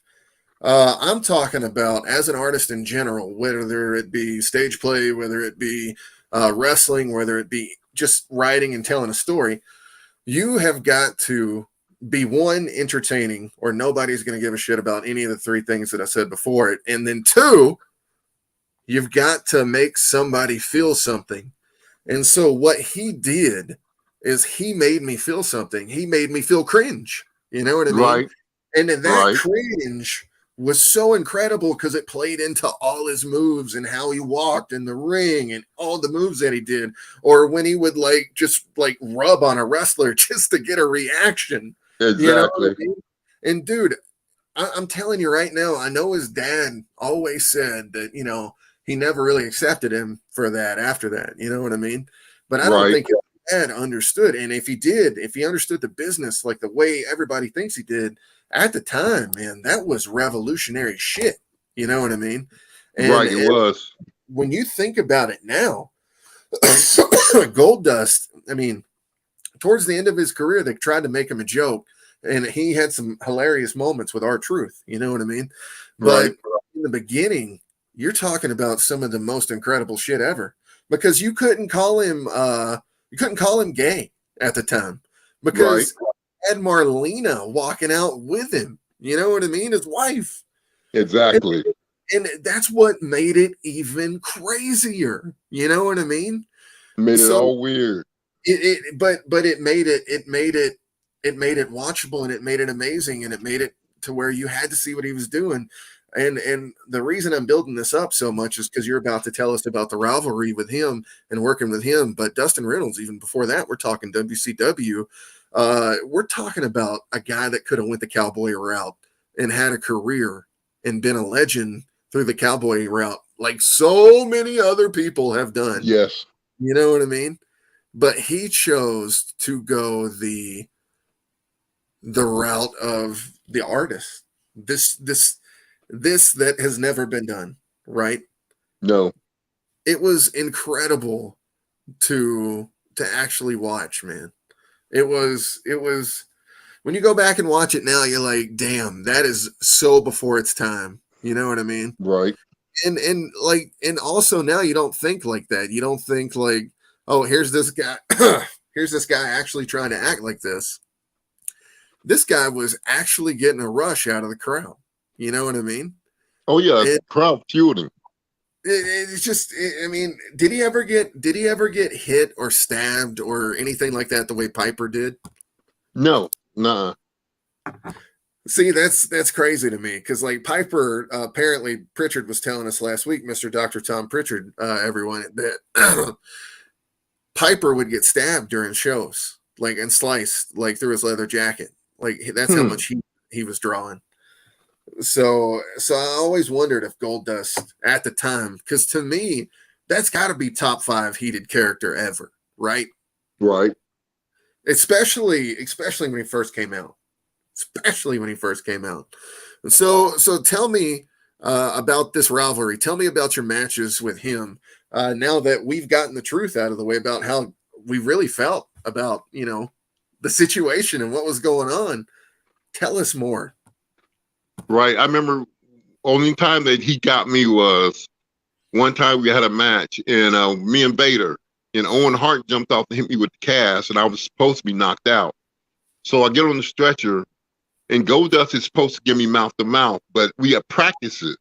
And he was supposed to put his hand over my mouth and blow on his hand. But he didn't do that. He blew in my mouth for real. No! And what? I got up off that stretcher and I was trying to find him. And that's when I don't know if you remember this match, but that's when this guy was standing in front of the door and I ran through him and the door looking for Goldust. But that's what kind of character he was. He would play a ha-ha on you because he knew there's nothing you can do because we're on live TV. Just like when me and him wrestled in, was it WrestleMania? What would you wrestle in? Was it the Royal Rumble or WrestleMania? One of the matches where he started rubbing me up my leg. And he knew I couldn't do nothing because it was live. But he would play jokes on you like that, man. But he wasn't really. Again, this is the shit I'm talking about. As a child, I am seeing this after being taught, it's Southern Baptist way, you know what I mean? You're sitting there watching and you're like, damn, what is going on? This is terrible. like he's the worst. He's doing this to this guy. And dude, it's hilarious because he's just sitting there playing a joke on you because it's right. Shit about and it, man. The thing that threw the audience off was, like you said, that Marlena came out with him, his wife came out with him. So you couldn't really call him gay. He just did gay like shit, Yeah, well, I mean, think about it. It's locker room, dude. Everybody slaps the butts in the locker room. It's literally, he's doing nothing worse to you here. You know what I mean? Right. If you think about it, it's literally the same thing. So, when you guys are in this rivalry, how does one put the other one over? Like, who decides who's going to win and who's not going to win on this rivalry? Was it the boss? The boss decides it all. So you win this one, right? Yes. So how does it go once you beat him, and how does it actually go in the ring? Tell us a little bit about how the matches go in the ring. Is it something that you guys talk about before the matches, or is it something that you're talking about as you're going through the matches? Well, you call some of the stuff before the match, but when you're in the ring, you call it as you're going along. Or what you do is when you see the referee get over us and he act like he's counting, he's really telling us what the next move is. Like Goldust might say, tell Ahmed, I'm gonna do a drop down clothesline. So the referee's like, he's counting, going one. People are counting, thinking he's going 1, 2, 3, when he's really saying, Ahmed, Goldust is going to do a drop down clothesline on you next. So when you see referees counting, they're never really not counting. They're talking to us. Really? So Yeah. that's crazy. That's knowledge that you're dropping on me right now. I actually didn't know that at all. So so during this match, then is that what's going on here? He's sitting there telling you what's going on, or did you guys actually have spots for the match? And did Goldust Dustin tell you that he was going to do this to you? Well, you had spots for the match, but no, some stuff he did, he didn't tell me he was going to do. He just did it. And that's what was funny about it. He was so weird with it until, you didn't know what was coming. So it's funny because I don't mind the gay community. I'm actually cool with them. And here's the thing but back then it was so much fire and heat for that character to do that. And I wondered, did you guys go to the South at all with Goldust? And was it way crazier there than it was, say, in the North? Not really. It seemed like it was pretty even kill, man. It didn't seem really no different down south than it did up north. So that's what I always wondered with the Goldust thing, if they accepted him a little bit more anywhere else. But it sounds like they hated him everywhere. So yeah, basically. So you win the match. We all know what happens with Goldust. He's had a legendary career, and Dustin Reynolds now in AEW dude, the character is solid. And the face paint that he's doing now, he's one of the great legends in the industry, and you can actually rank him probably in the top 30 wrestlers of all time. Right. I mean, I'm just being honest, guys. That's where I rank him. He's been wrestling for almost 4 decades. That boy has more ring knowledge than the guys calling the matches. I'm telling you right now. Exactly. He has more ring knowledge than the guys that are calling the matches. So here's the thing: is when we think about him, when we think about his character, who do you remember him as out of all the characters that he's played? Do you think the Dustin Reynolds character now? Do you think when he was a cowboy, when he was in the 80s? Do you think about Goldust, or do you think about that one character he played in WCW where he came out looking like The Undertaker? I think about Goldust. Exactly. I think Goldust got over better than any of them characters. So, we're not even talking. Steven Antonio says he should be in the Hall of Fame. I completely agree. So when we sit here and we talk about him now, just like we were talking about before we started this segment on Goldust, he is definitely known for his artistry being this character for the Goldust character, right? Right. So if he would have listened to the people before, if he would have listened to his dad, it wouldn't have worked out too well for him. You know what I mean? It wouldn't have. Everybody does the cowboy gimmick. I mean, it's been played out, man. It has. It absolutely has. I think that's why people, if you look at every federation or, even indie place, there's a cowboy somewhere in it. You know what I mean? Yes, sir. And yes, what is so special about coming out to, cowboy music, cowboy boots? Everybody's doing it, dude. Yes, it is. In the 80s, there was Blackjack Mulligan. There was, I'm not going to do this. The list goes on, okay? You know what I mean? But take a guy like Adam Page. I don't know if you watch AEW at all. Take a guy like Adam Page, who was just a champion for these guys. You would think, somebody like that, yeah, it's cool that he's in it. He's a cool cowboy character. But what makes him different than the rest of the guys that have done it before besides his in-ring talent? You know what I mean? Nothing. So if he has a character that comes after that, that would be the evolution of that wrestler. You know what I mean? Exactly. I think about final evolutions of wrestlers like Matt Hardy, like a lot of these different guys, and their evolution becomes so great, like, and that's what makes them great is they finally fall into where they're supposed to be in a wrestling form. You know what I mean? Exactly. But you started out exactly where you were going to be forever. Exactly. That's insane. Just fell right into it. So, all right. So, what happens after Gold Dust? What happened after Goldust? Man, just some basic TV matches, basically. You know, we went into that run where me and the Undertaker was going to have that run, and I don't know what happened to that. I believe Shawn Michaels shut that down. So, why would Shawn shut down the run with the Undertaker? Because he knew that me and the Undertaker run was going to be better than what his was at the time. What was his run at the time?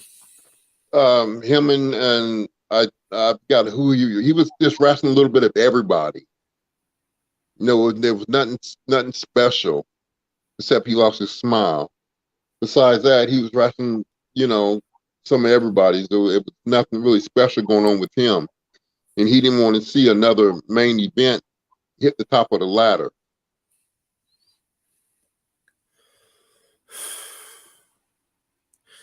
So when I sit here and I think about Shawn Michaels, and you're talking about like the politics of wrestling and everything like that, especially during this time period, when they shut down you and Undertaker, who do they put you with at the time? And do you resent Shawn? Do you know what happens with Shawn? Do you confront Shawn? Oh, if I've ever seen him again, I would love to confront him. So I would love to confront him. At the time, I had no knowledge of what was going on. So tell me then, how did you find out about this? The little birdie put it in my ear that Shawn was trying to shut me and Undertaker's match down, and he did shut it down, basically. So when you say little birdie, like who you talking about? You know, you hear things through Farouk and some of the other wrestlers, and they get it from Triple H telling somebody, and then somebody tells somebody else. It spreads, man, like wildfire. It's hard to keep a secret in wrestling, I'm telling you. Yeah, it sounds like it, man. So I mean, we're talking about if everybody out there is listening right now, the Ahmed Johnson versus Undertaker matches that were supposed to happen but have been shut down by Shawn at this point. So where do you go from there? They basically went back to me and the Nation again. Because I don't care how many times we wrestled, me and the Nation, we always got the people going. The people seem to love, for some reason, me fighting the Nation. And I never understood that. Yeah, it was great, man. Like you were the hero against these guys. I'm telling you right now, like as a kid to me, like I'm telling you, the Nation was unstoppable. Like to me, like I mean, and then they had Crush too. A lot of people forgot that Crush joined. So when Crush joined, dude, they had Savio. Yeah. Oh man. That's a good dude there, man. Dude, you're talking about the Godfather, Kama at the time. And dude, I'm talking about a huge dude. You're talking about Mark Henry, who was, coming in later, is huge. You know what I mean? And you were just talking about these gigantic dudes, man. And I was terrified of these guys. But here you are like, yo, I'm going to fight them. Exactly. And I was at the time about the only person you could put up against them that was believable that he would fight them. Because if you put anybody else in there, you expect the Nation to run all over them. Yeah, I'm thinking about at the time. Yeah. But that intensity I had, it was so believable because it was real. But that intensity that I had, you knew that I wasn't going to back down and run from nobody. So how'd it feel to fall like on that ring when you would like just shoulder tackle the shit out of somebody? Oh man, that ring was hard, man. People don't realize that it's just one thick rubber pad and then 2x4s all underneath that ring with a steel beam bar that holds that ring up. So when So you hit it, you know you've hit it. the steel beam bar that's in the middle? Right. What? So what's it? So all right. So vertical suplex. Take us through that. What's that feel like? When you're on the way down, it hurts. It hurts. You'll know you've been suplexed. That's why during a match. That's why you only get guys that are called so many high spots. And high spots are when I say, okay, I'm gonna give you the suplex, and I'm gonna give you the Pearl River plunge or the spine buster, but that's it. You call 2 to 3 high spot moves, and you move on. And the rest of it just basically punching and kicking.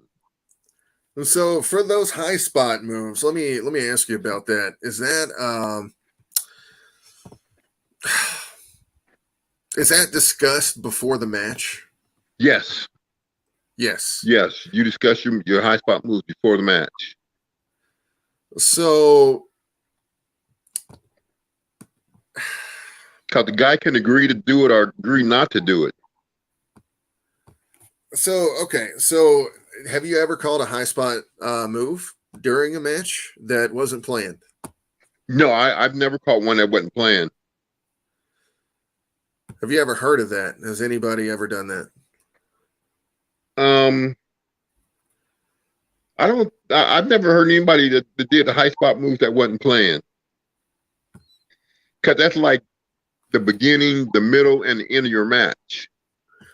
Okay, so that would be like chapters then that you got to get to, and then you have stuff going on in between. Okay, now does the stuff going on in between, does that change based off the crowd's reaction? Is that what's going on? Yeah, the stuff that goes in between, you try to get the crowd get behind you and cheer you on and get them going and basically go from there. And then you let the heel, do something bad to you, and then you hit him with a high spot. So was it always a back and forth? Is that what was the match was? Because you're starting to kind of like we're playing out a little bit of what's going on with the matches. But did you ever get a sense that it was all right, your turn, and now it's my turn, now it's your turn, or was it always like the ref telling you what's going to happen next? No, it's basically the wrestlers saying, my turn, okay, your turn. What it is if you're going to win the match, then you let that guy that you're wrestling take like 80% of the match. Let him beat your ass for like 80% of the time. Then you come back, with the big finish. But whoever's going to whoever wins the match is going to get his ass beat for like 80% of the match. So that's to draw the crowd in to get it more of the aspect of the underdog situation for the big finish, right? Right. So you get the big pop at the end. So when we talk about the big pop at the end, what was the biggest pop that you ever got in your career, and what does that feeling feel like? I think the biggest pop I ever got is when I was with Vader, and then again with Goldust when I won the Intercontinental Championship. So was that the first time you had ever won it? Yeah. And so Goldust. You're the first African-American WWF singles champion ever in history. So that's we're talking about a huge historical moment here. How much recognition do you get from that? And at the time, what does it feel like? I got quite a bit, but I believe we didn't push it as hard as we should have pushed it. But I mean, I got quite a bit, accolades from it, but it could have been pushed a little harder. I'm going to tell you right now, a lot of wrestling fans might not have that knowledge, man. And that right there is a goddamn shame, because you're right. It should have been pushed harder. It should have been something. I mean, quite honestly, when are you getting in the Hall of Fame is what I want to know. I have no idea, brother. Vince may put me in there and he may not. I don't know. So let's get back to the career and how we're going through here. What was your last big segment after even Wrestling with the Nation was the last thing that we talked about? What was your last big segment on WWF before you left? My last big segment was winning the Intercontinental Championship. That was the last big segment I did. Tell us about the end of your career with WWF. Well, it was to the point where I had went in Vince's office and I was talking to him because my sister was sick and I wanted to go home. And of course he, told me no, basically. And so I left anyway. And that was basically it. That was the end of the WWF career. So you left because your sister got sick. Right. And you wanted to go take care of her. Right. And you ask for a release from your contract, I'm guessing, or whatever's going on with it financially, and you just tell them what's going on. How does the conversation go? Who are you talking to when you ask them to let you go? And how long is this after you win the Intercontinental title? And are you still IC champion at this point? I never got beat for the belt. Never. They took the belt from me, and I never been beat for it. So as far as I'm concerned, all those other IC champions aren't champions until they beat the real champion. As far as you're concerned, you're still the Intercontinental champion. Is that what you're telling me? As far as I'm concerned, I'm still the IC champion. You guys heard it here, folks. He hadn't been beat yet. One more match. Can we get the chant going and started for that one? But let's bring this in. Steven Antonio says, "Well, family comes first. That's more important." And guys, I'm figuring it out too. Trust me, I would much rather be with the family than do a million comic shows across the nation. So exactly. The rivalry with the nation was awesome, Steven says, and it absolutely was. So, guys, we're at the end here, and we're talking about what is going on with Ahmed at the end of the career, and that end is he wins the IC title and says he has to leave now. And you guys know when you build somebody up, when you build that IC title up, they're going to take offense to you leaving because you're exactly champion, man. You know what I mean? Exactly. So my question then is tell us about the conversation and who you talked to. I went to Vince directly, and I told him, what was going on basically, and I'm leaving, and I had to leave basically, and I didn't think that he wouldn't let me come back. I thought he would, take the belt from me, but I thought he would hold my spot, and that didn't happen. So is that what he says to you, that he's going to hold your spot? No, he didn't say that at all. I mean, I just figured he would, because it was a situation that, was basically out of my hands. So then what happens? Do you ever try to contact them, or do they contact you? No, I never called him again after that, man. After I found out he didn't, hold my spot or hold the belt for me, I never contacted him again. I kind of just let it ride. So then you never call Vince again at this point? No, never called him again. So Steven Antonio says, question, do you do any autograph signings lately? Yeah, I got some coming up. One in California and one in New York, I believe. I got to tell you right now, guys, this is one of the most, disheartening and sad stories I've ever heard in my entire life for the WWF part of this with Vince. And I'm going to tell you, like, I thought your career was cut short. Yeah, and I'm it was. Sure all wrestling fans probably think the same thing. You know what I mean? Right. So let's then go from this year, which is I believe, is it 98? Is your last year with WWF? Right. Or was it 97? The end of 97. That's right. So end of 97. When do you join WCW? I think 2000. So you come in 2000. So there's 3 years in between that time period right there. What are you doing for that 3 years? I worked for an old company called Dress for Rand. So you were working for an oil company during that 3 years. Right. Okay, so as you're doing it, what makes you get back into wrestling? What makes you think, I got to get back into this? Let's go to WCW. Who calls who? Stevie Ray calls me. And he tells me that him and Booker T, he tells me him and Booker T are breaking up. They're tag team. And he wants me to come and tag with him.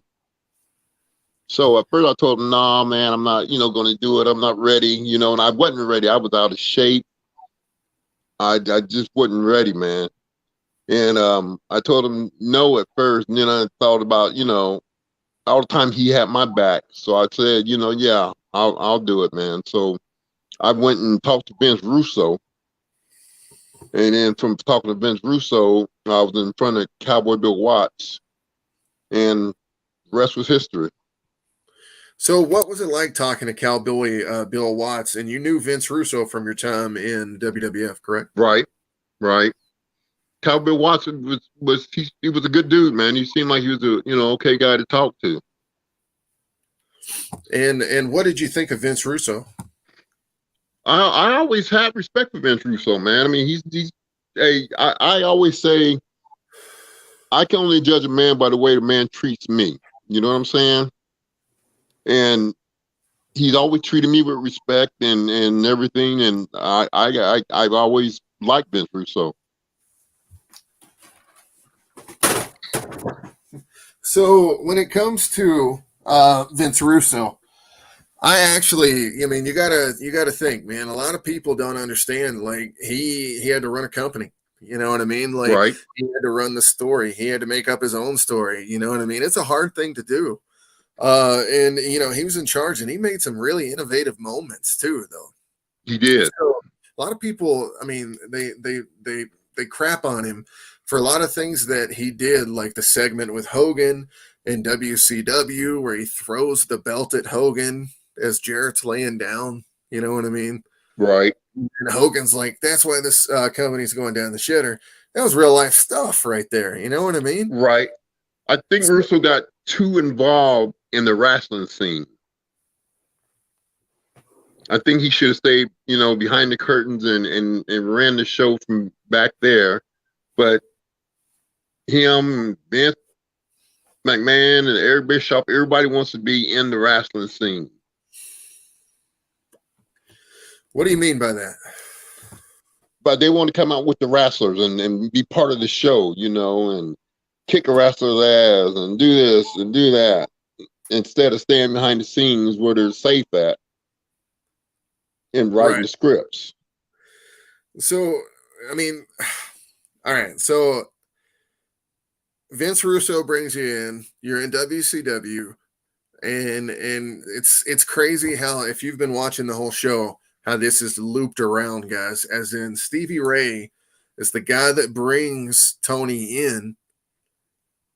And at the end, he's the guy that brings him in again. You know what I mean? Like, if you want to look at it that way, that's the way we're looking at it. Right. I mean, he's the person responsible for you being a wrestler twice. Right. You know what I mean? So, that's true.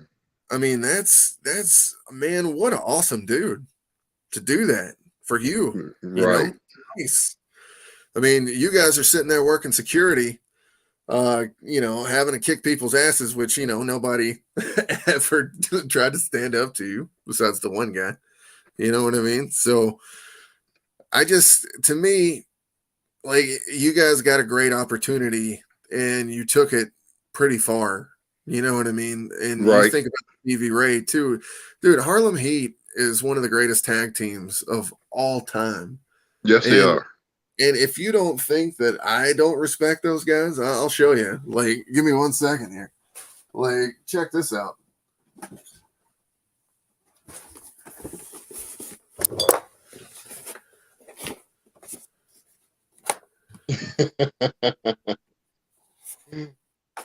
Get the dog, huh?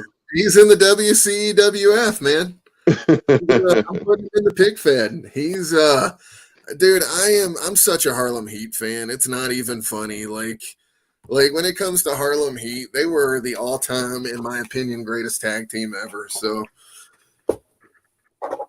but I mean, how could you deal with Booker T and Stevie Ray? Because I mean, Booker T was so athletic and he had all the kicks. You know what I mean? Right. He doesn't get credit for his kicks, man. Like you want to see some Mortal Kombat shit? Go look at Booker T's matches in WCW when he first gets in there and starts axe kicking people in the back of the head, dude. Or when he does the jump kick where he's actually going from one side to the other. Like he's literally jumping hip to hip, you know what I mean? Side to side. Right. He's not actually jumping in front to do this thing, and he's doing a wheel kick at the same time. It's unbelievable, man. Like his athleticism was incredible. But then here comes Stevie Ray with the power, you know, and it was literally a thunder and lightning tag team. And Exactly. If you look at it just from the generics, man, you break down everything, not even their amazing characters or music. Dude, the music was the best of all time. I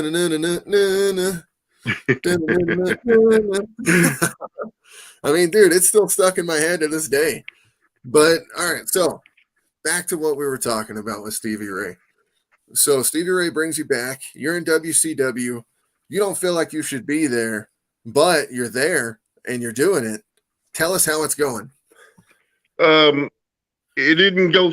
I didn't think it went well for me because, like I said, I wasn't in shape. It was just out the blue. You know what I'm saying?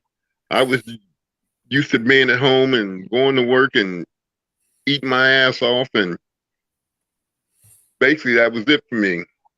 And then somebody called me to come back in the ring, and I'm like, oh shit, man, I'm not, in shape. You can give me a few months, and they couldn't because they were going into that transition pretty fast.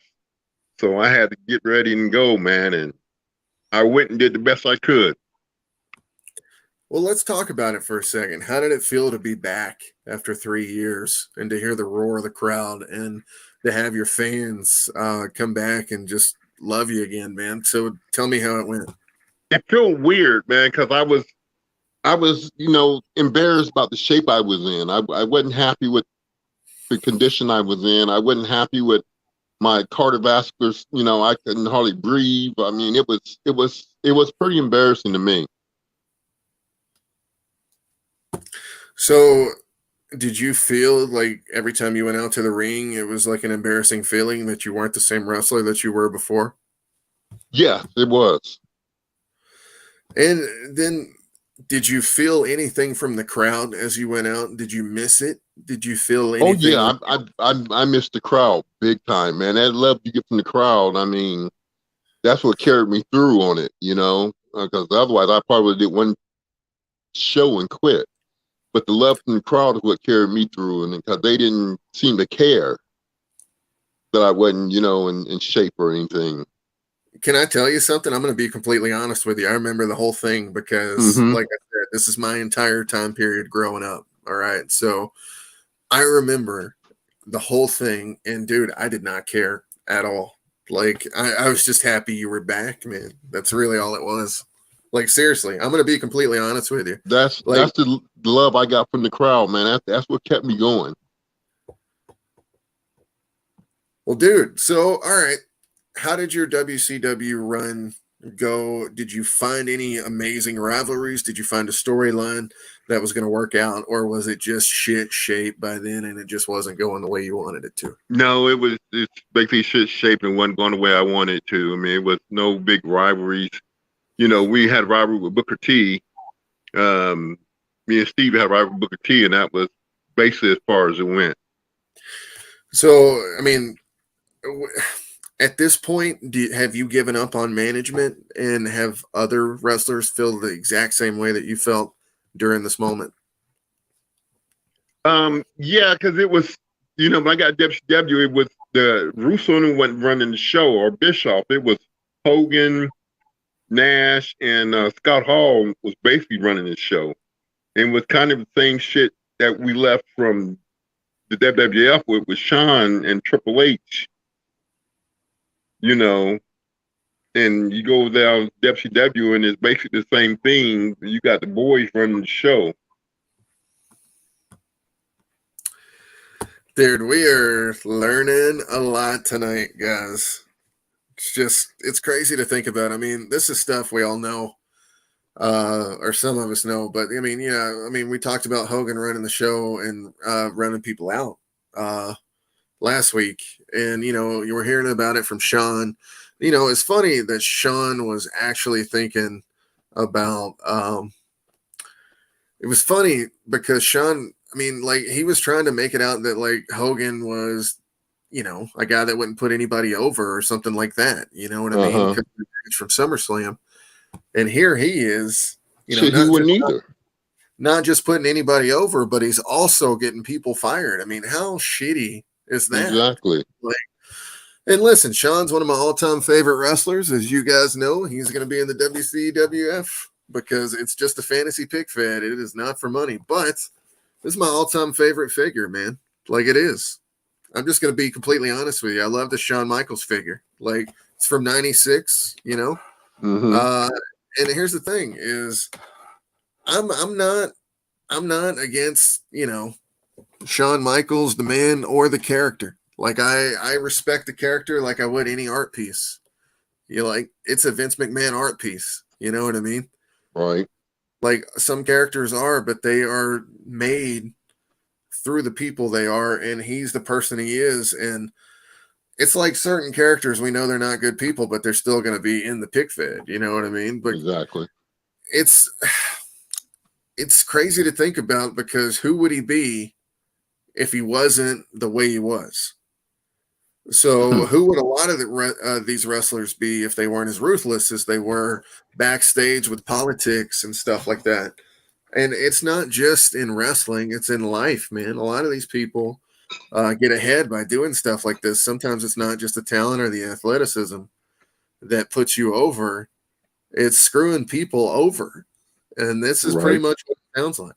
So how many great wrestlers out there have actually suffered so bad because their careers weren't pushed because people were holding them back for no damn reason? You know what I mean? It's hard to think about. It really is, dude. So let's push through 2001. At this moment, when is the end? What's the last match? That basically is the end. What's the last match you have? The last match I had was me and Stevie Ray team. I don't remember the guy's name that we teamed up against, but I think the match before that was Booker T and Billy Kidman.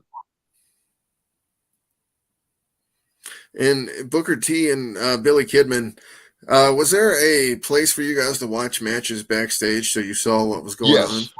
There was. And did you guys just sit around and watch the matches and just bullshit, or was it? Backstage, we'd sit back in the locker rooms and watch the matches. Did you have a favorite that you liked watching in WCW? WCW, who did I like watching WCW? I don't think I had a favorite. I enjoyed watching Booker T. You like Booker T? Yeah, I enjoyed watching him. Booker T, dude, it was the moment I became a Booker T fan even more than the Harlem Heat as a tag team was when he did that Best of 7 series with Chris Benoit. Right. God almighty, man. You're talking about some of the best matches I've ever seen in my entire life. You know, I love to watch Benoit too, man. God, he was incredible to watch as well. He was. Gosh, he was so good. I have respect for him as a wrestler for sure. You know, if he did what they say he did, it's horrible. It's a horrible thing. as a wrestler, he was absolutely incredible. You know what I mean? I used to love watching him, and I also used to love to watch Dean Malenko. Dude, all right, thank you. Like that's the best part of Nitro right now. So I'm watching through year 95 and 96. I'm up to 96 so far. But so far the best thing to watch is Dean Malenko by far. And he was Bret Hart in the cruiserweight division is what it felt like as far as his wrestling ability. But he could do cruiserweight moves too. You know what I mean? Exactly. And God, he was incredible, man. You're talking about one of the top 5 best technical wrestlers ever. And man, he could carry a match. He could carry a match. Who's one wrestler you wish that you wrestled that you never got a chance to? That I want to wrestle, I never got a chance to? Yeah. I would say Shawn Michaels. Shawn Michaels? No, was it for the reason we were already talking about? Yeah, I would love to have got a hold of him in that ring. Oh my God. But he was making sure that didn't happen. Well, it would have been funny to say. I'm sorry to say this, but if I would have saw that match back then, dude, I'm sorry, but you would have killed him. You know what I mean? I wish he'd have pulled that shit he put on Vader, that spitting and stomping and shit. How about you watch it and you tell me? I'm definitely watching it. I tell you what, I might be able to find it on YouTube, guys. Let me see if I can find it. Let's see. Shawn kicks Vader in the head. All right, here we go. I tell you what, I might be able to find this. Let's see.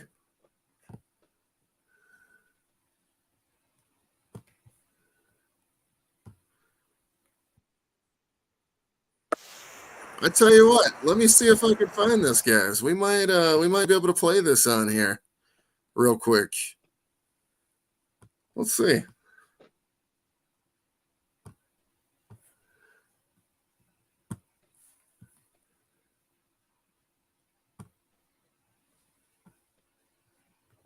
Can you see this? No, I can't see it.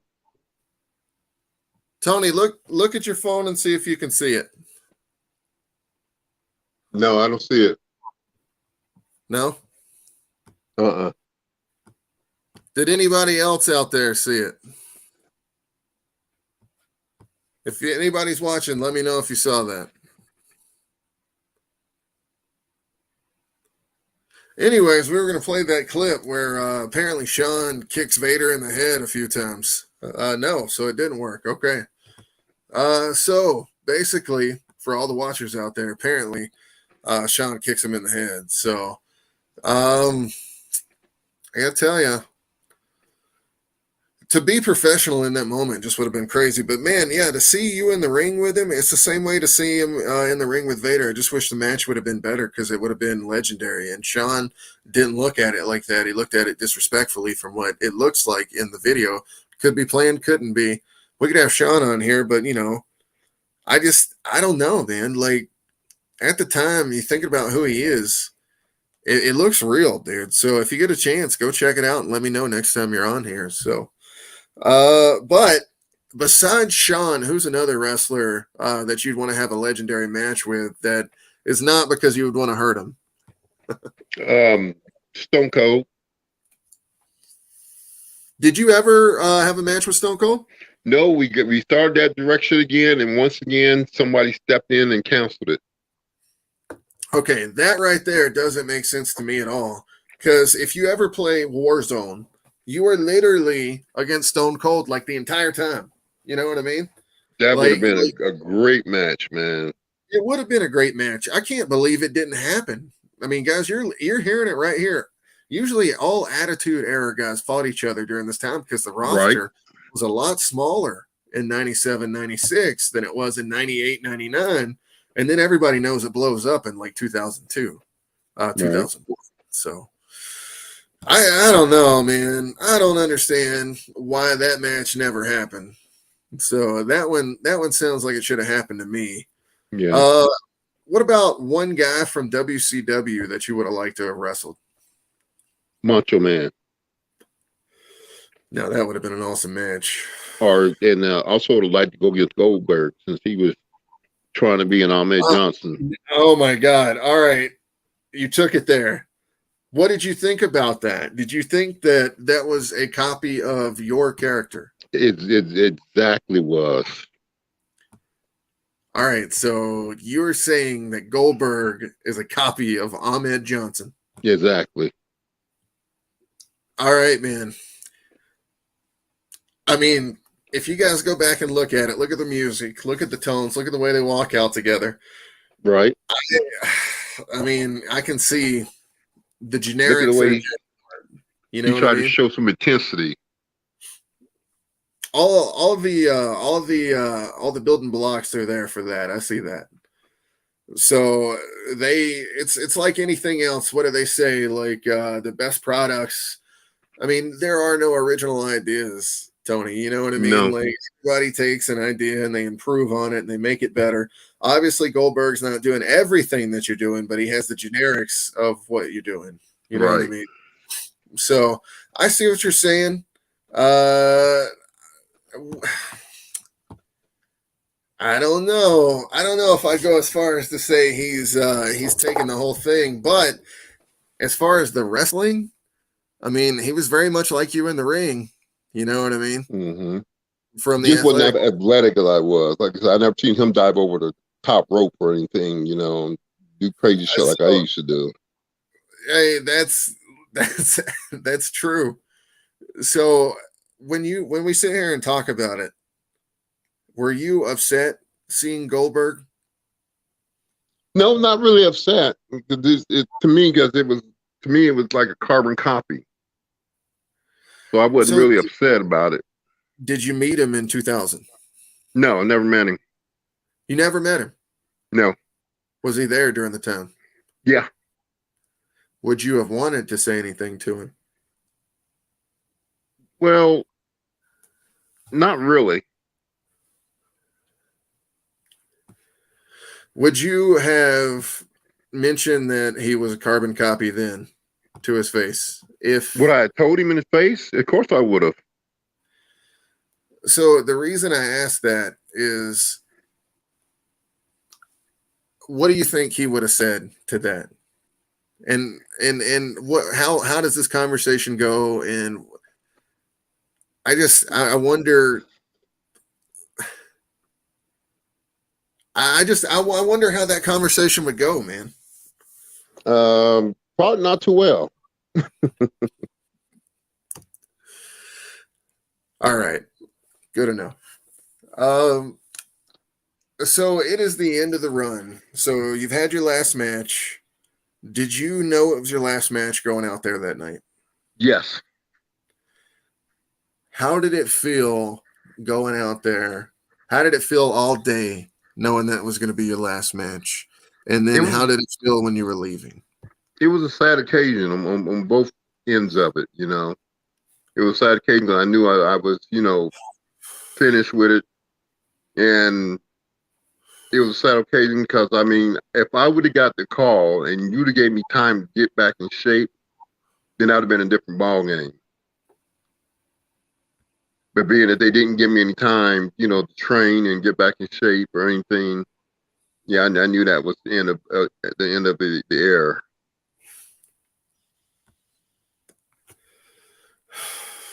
So did you soak it in while you were out there?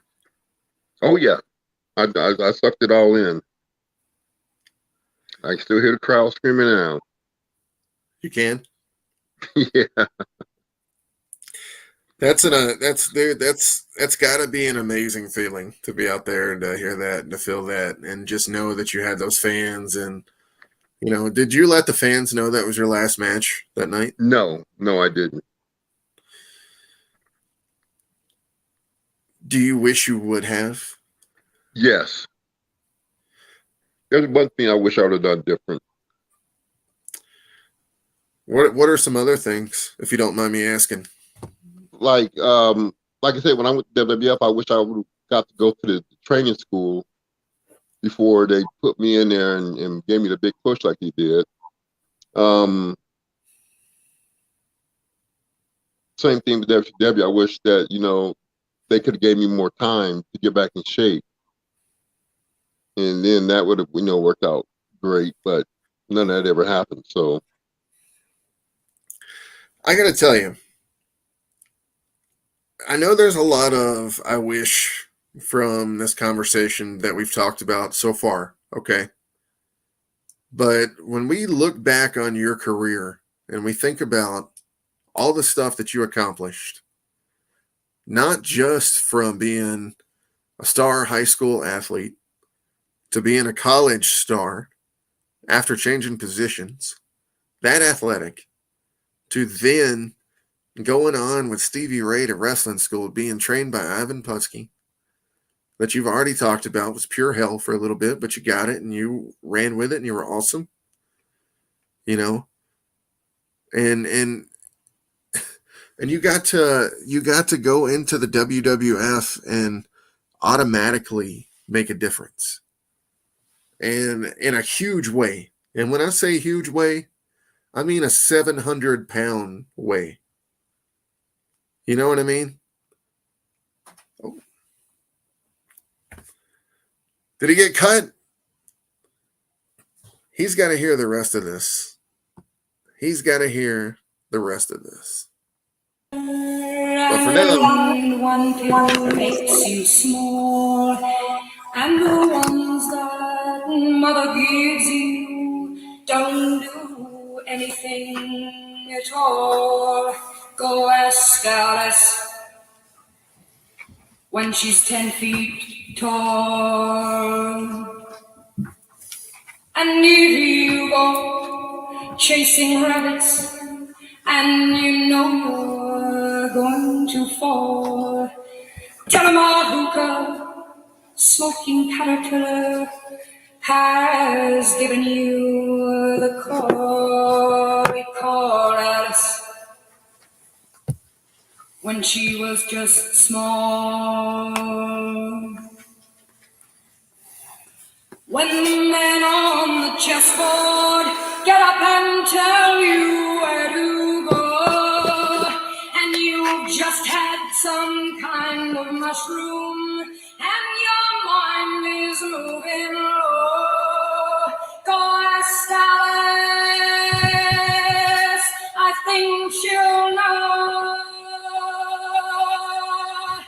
When logic and proportion have fallen sloppy dead, and the white knight is talking backwards, and the red queen's off with her head.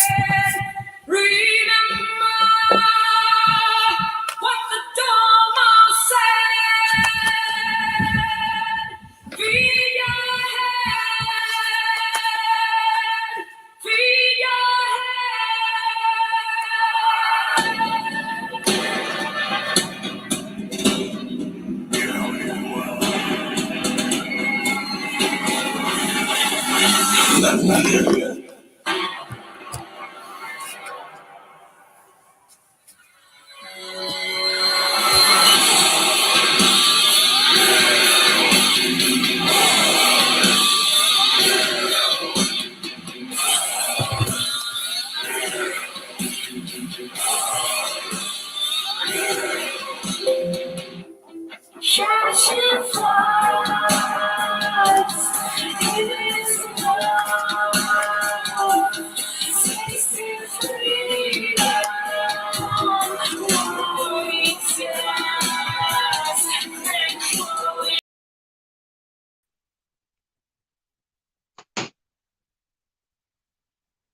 all right, Tony is back. Tony, can you hear me? yeah, I get you now.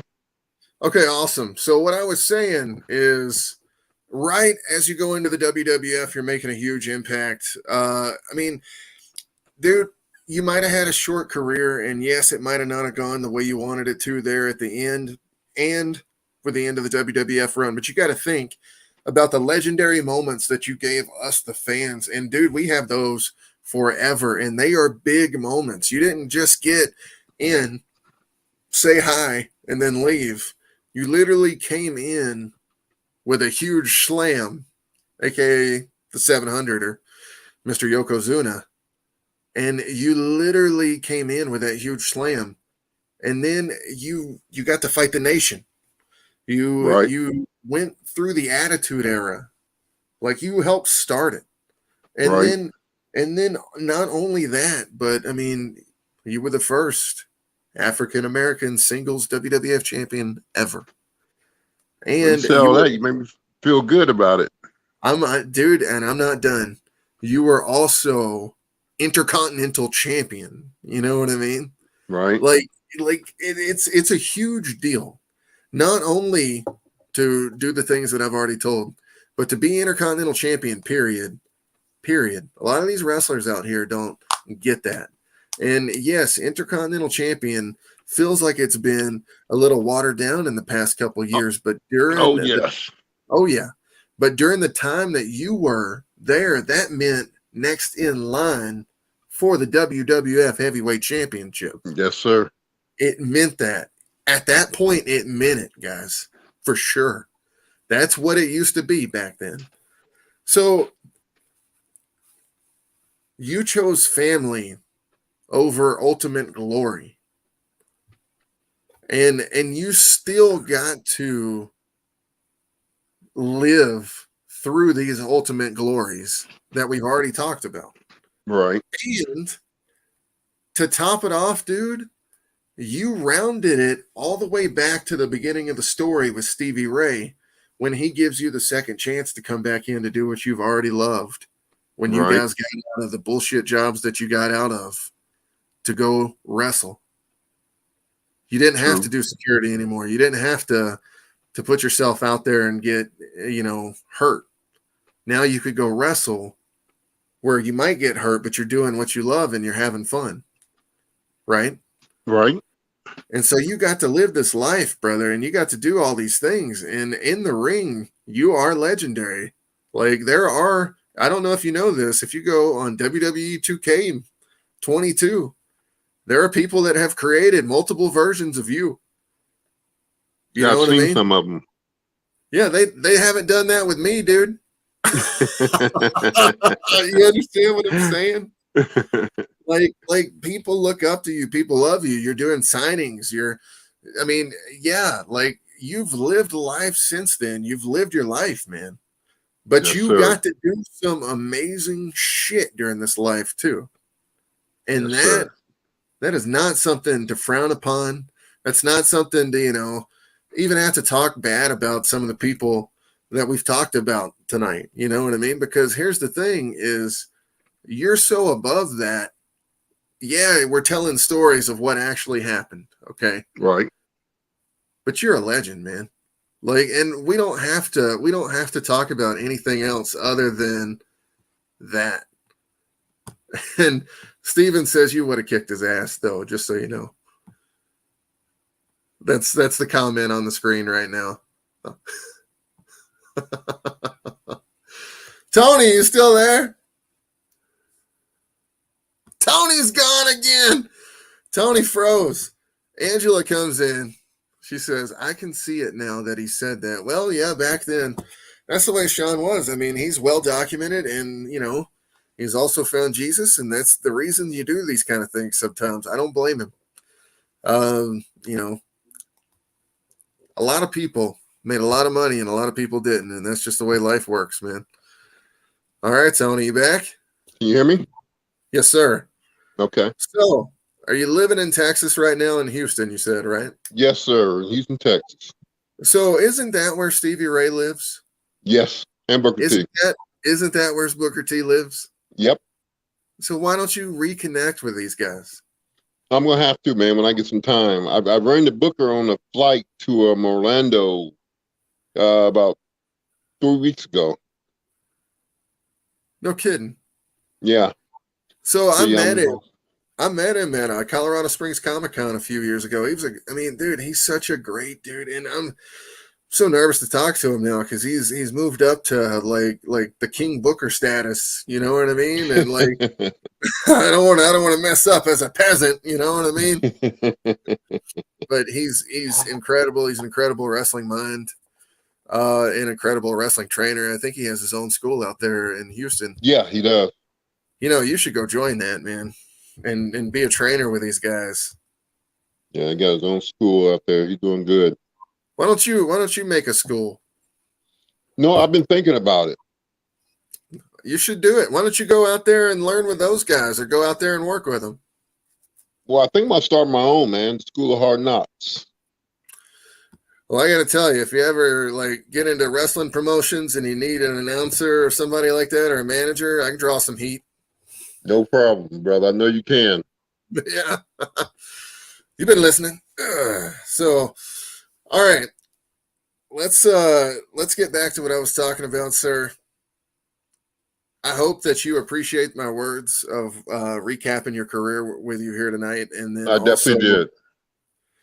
You got to look at it from the perspective of what we are seeing it as wrestling fans. I'm going to tell you the truth. You've heard me all night. I don't play around, dude. Right. When it comes to heroes, especially African-American heroes in wrestling, I don't think there was a more over babyface maybe in the history of the WWE or WWF. And when I think about it, you were the reason the nation was going to be taken out. You know what I mean? Exactly. You were the reason there was hope that the nation wouldn't hold every single title in the WWF. Right. And a lot of people believed in you, and they still feel that. So if you ever do any Comic-Cons or anything like that, I'm telling you, man, people are going to feel that feeling. They're still going to feel that love and admiration. You took out Goldust, dude. At the time he needed to be taken out. So, and you played in the NFL, brother. I mean, you did all the most amazing things that a fucking human being could possibly ever do. You know what I mean? Yeah, one thing I don't want to forget or look over to is my military career. Just because unbelievable. Okay, I so I didn't even do that. Want to forget about that, man. I graduated most distinguished undergraduate in my class. Okay, so when is the time period of this? Because you literally were talking about from high school to college football to the NFL. So when does the military right after I left school and I left college, I went straight into the military. Right after college. Right. That's before I even played with the Cowboys or anything. I went straight into the military. So how long were you in the military for? I did 3 years basically. So 3 years, and then you go into the NFL. Right. What? And graduated most distinguished undergraduate of the class. So, ladies and gentlemen, let's add that to the accolades. Are you feeling good now? Oh, yeah. It made me feel a lot better.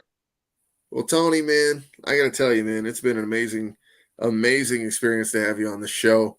I know there's going to be other people who see this and reach out to you and probably want to have you on the show too. Just build your following back, man, and show everybody these matches again. I mean, dude, 2% is 2%, but when they're watching 1 million of them, woo, you know what I'm saying? Exactly. So that's a beautiful thing, man. And I'm so excited to have you on again. It's like talking to a legend tonight. It's a childhood dream for me. So no problem, brother. It's been awesome. I know everybody out there that's watching thinks it's awesome too. We've had a bunch of people that have been in the show. Steven Antonio says, "I believe in you, brother." So, Tony, what's the best barbecue place in Houston? Best barbecue place is called Rudy's. Rudy's.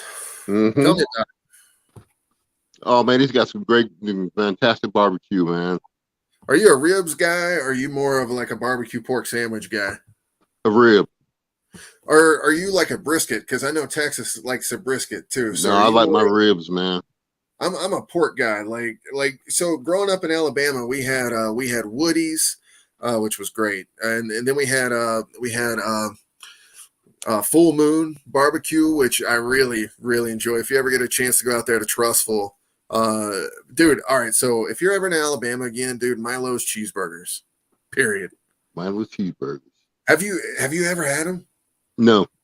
All right. So if you ever make your way back out there, dude, Milo's cheeseburgers is only a chain. It's only in Alabama. For some reason, they won't leave. But if you go to like every Walmart in the nation, they have the Milo sweet tea, right? Have you ever seen that? I think I have. That is the chain restaurant that I'm talking about for the burgers. And they make the best burger you'll ever have in your whole life, man. Your whole life. So, you got to try that. Dude, I've got to try the barbecue place that you just said because I am starving. I haven't actually had dinner tonight, so that sounds amazing. We have no good places in Colorado for barbecue. Not a single one, man. So, did you ever have Dreamland barbecue when you were out in Alabama at all? How'd you become a Bama fan? I just love the team and the coach, man. Dude, yeah, Saban was a godsend because we had some terrible coaches after Gene Stallings got fired in that national championship we were talking about earlier. Mike DeBose come in, and he was just, oh my God, he was horrible. And then we had the TCU coach, and then we had the coach from, it was Texas El Paso, I believe. We hired this guy as Mike Price, right? And Mike Price comes in and he's like sleeping with like two strippers or something. And he says, it's rolling, baby. It's rolling. Night. He gets like the job. This isn't a joke, folks. This really happened. I remember being a kid hearing this shit, just being like, it's rolling, baby. I was like, I'm going to remember that forever. So they fire this guy immediately. And then they bring in Mike Shula, which was Don Shula's son. Right. And he was doing a good job. He was actually turning the entire program around from the 10 years of just trash that it was. Tennessee beating us every year to what it was when Saban took over, which was a 6-5 team. They played Colorado in the bowl game that year, which is where we were at the time, where I live now. And man, I knew Colorado was going to get smoked in that one. And then it was all gravy after that, because that's when all the over 10 win seasons happened with Saban. Yeah. That's been the history since. See, I told you guys I knew Alabama football. Nobody listens. So, who's your favorite Alabama player of all time then? Right now, I would say, is it Bryce? Bryce Young? Oh, Bryce Young? Yeah. Heck yeah, man. I have a signed Bryce Young jersey. I hopped on that train his freshman year, man. Yeah, I like him. Yeah, he's so good. And I can't wait to see what team he plays for in the NFL. He's going to be an instant star. Oh, yeah. That's a tough year this year, though. Yeah, they have a few bumps in the road. So, any good Mexican places in Houston? Not really. I'm not too keen on Mexican food, man. No? Nah. Seafood? Seafood, just Papados. Papados? Oh, yeah, that's a good one. So, is Houston right there on the beach? Yeah, we have some beaches here in Houston. You do? Yeah. Do you ever get affected by the hurricanes or anything where y'all live? No, thank God. We're in a good area. That's good, man.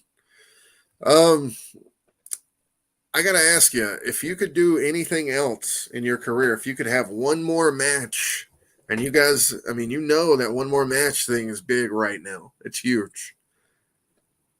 Would you come back for one more match? He won't even come back for the rest of the show. I'm just kidding. He'll be right back, guys. But in the meantime, you guys know what we're going to do? We're going to play a little bit more of this.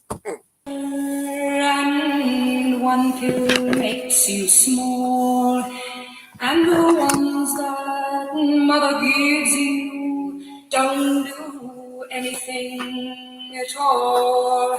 Go ask Alice when she's 10 feet tall. And if you go chasing rabbits and you know you're going to fall, tell 'em a hookah, smoking caterpillar has given you the call. Recall Alice when she was just small. When the men on the chessboard get up and tell you where to go, and you've just had some kind of mushroom, and your mind is moving low, go ask Alice, I think she'll know. When logic and proportion have fallen sloppy dead, and the white knight is talking backwards, and the red queen's off with her head. Remember what the Dormouse said. Feed your head. Feed your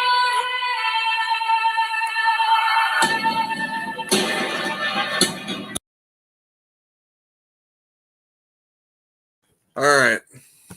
So before we get into the rest of that little promo for the WCWF there, that is Bray Wyatt's new music, by the way, which is awesome. Tony says his phone died. So he says he wants to come back on the show, which is great. We're going to have a second episode with Ahmed Johnson, guys. But I've got huge news. If you guys have not been tuning in, you're going to want to tune in right now. Guess who we're going to have on the show next week, ladies and gentlemen? Just take a wild guess. Just a wild guess. Anybody out there? Would you like to know? Would you like to know? Ladies and gentlemen, it's going to be Ernest the Cat Miller. He's going to be on the show next Friday, ladies and gentlemen. Are you excited or what? How excited are you right now? Do you love the Mayhem show? Can you believe this shit's happening? I can't believe this shit's happening. We've had amazing wrestling guests so far. Ladies and gentlemen, me, Mark May, your host. Hope you guys have enjoyed it. Ahmed Johnson, Tony Norris on the show tonight. You guys know how respectful I am of these wrestlers. That's why we're doing the WCEWF Wrestling on Instagram. Make sure you go check that out, please. WCEWF_wrestling on Instagram. You will be able to see all of the story that I am creating for my wrestling federation. And the main goal is to see who the best is via action figure form. And the story takes place in my head, but you should see the rings in the set I have built. Speaking of, I think maybe we should show that off. What do you guys think? Let's pop that in.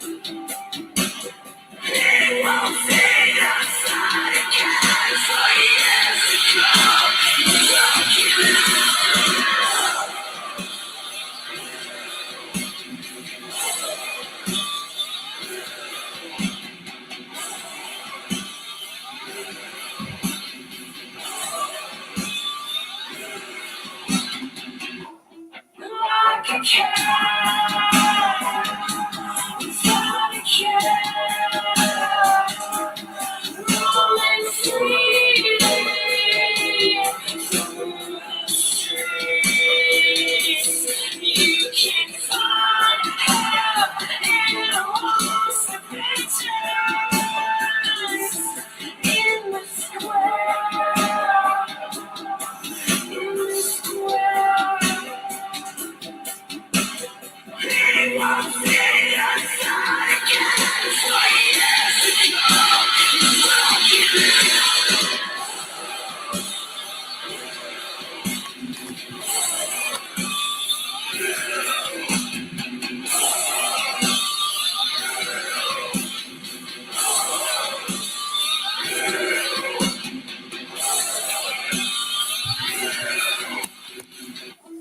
Catching flies is love, tasting freedom, while we test and going back to the top, some of the stairs.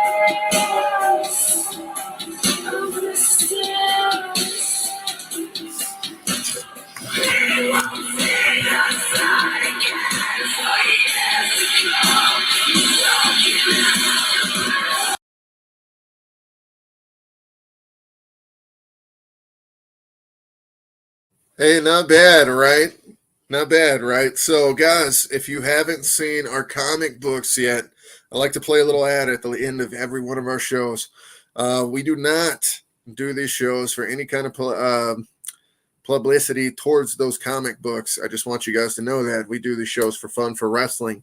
So if you're not into this kind of stuff or the comic book stuff, just warning you right now, if you like it though, if you haven't checked out our Hellbringer stuff, you're about to learn about it right now. So without any further ado, guys, I would like to play you what I'm a little, known for, I guess.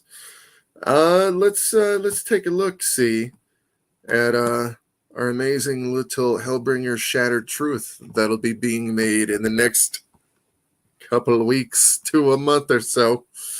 Here we go.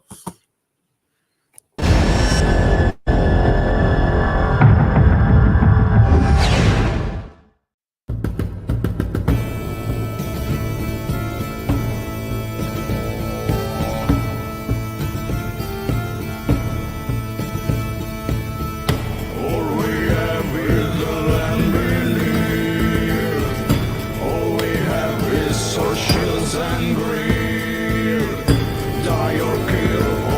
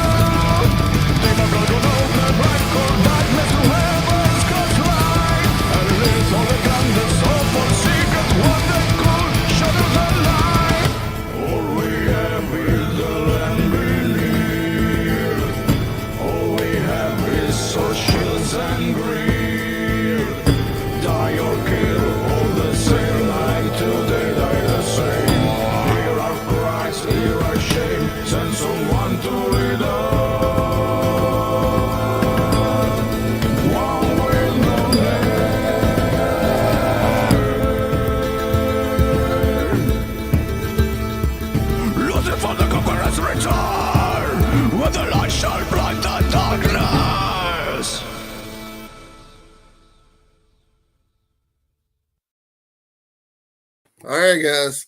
That's Hellbringers. I'm Mark May. All the books you see around me are the 7 to 8. What is it? 9 chapters. That was number 9 technically because of number 0.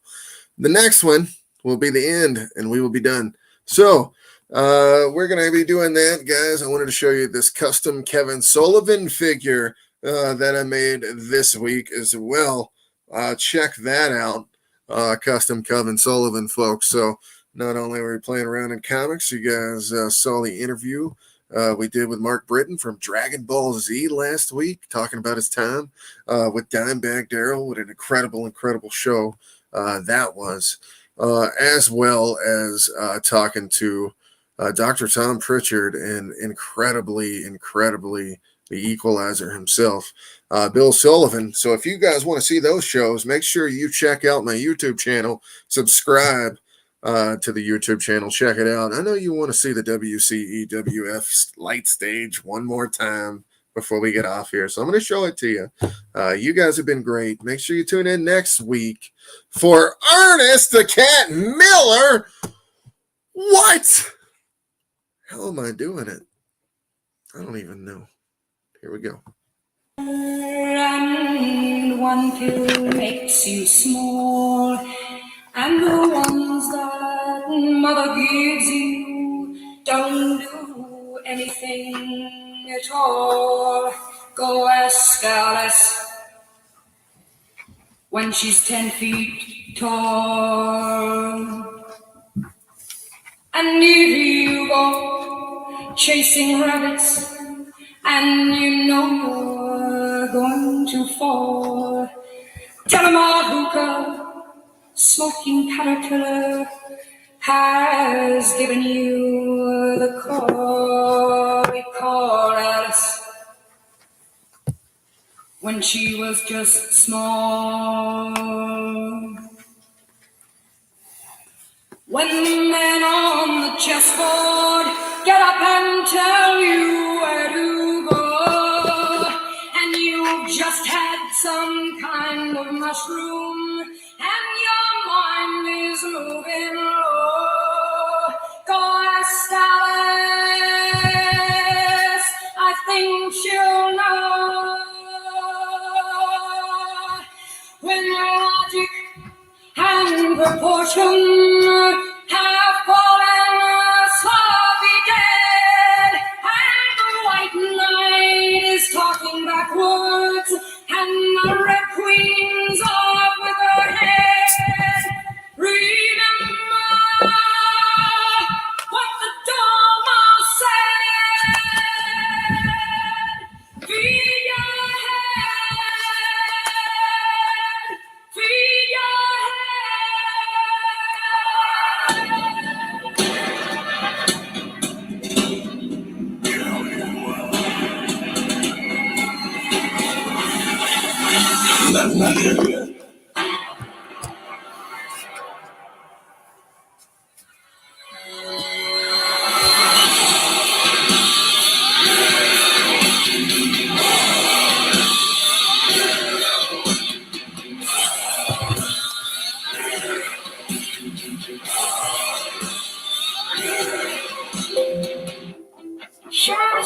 flies in his love.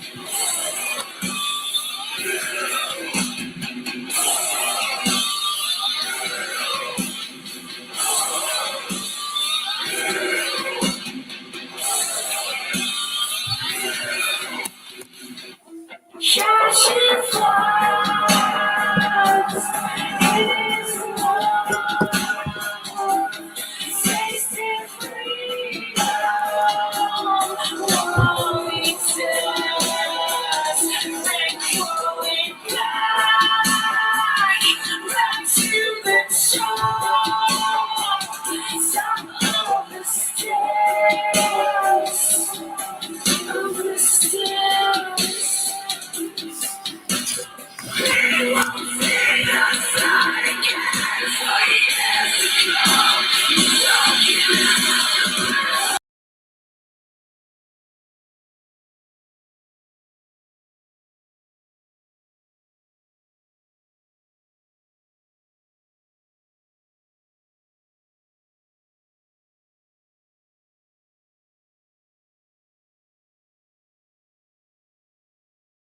Gangrel, and I want to say hello to pro comic artist Mark May.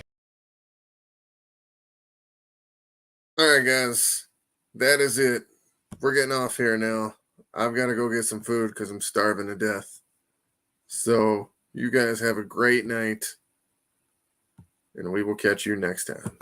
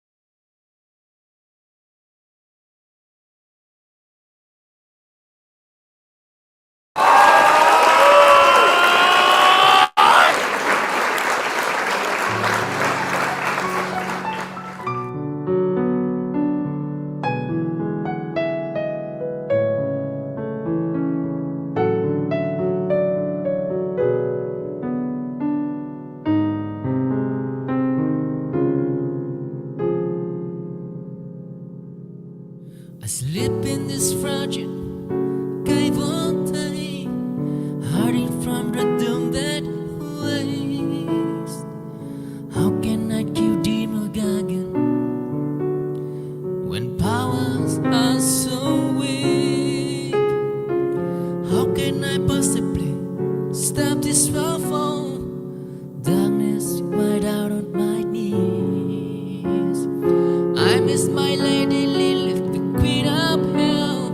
I miss her face, her body, her sight and her smell. I know she must think I'm a bad ending. She must think me a coward, I'm sure.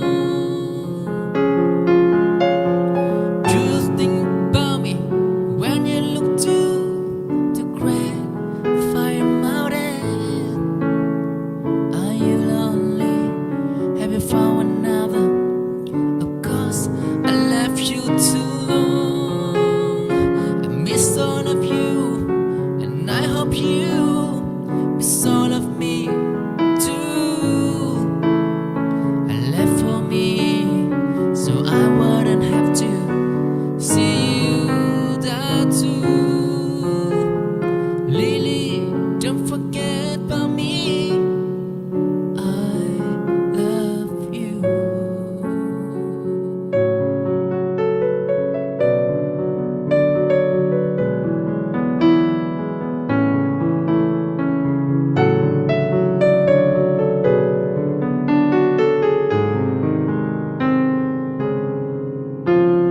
Those help are still back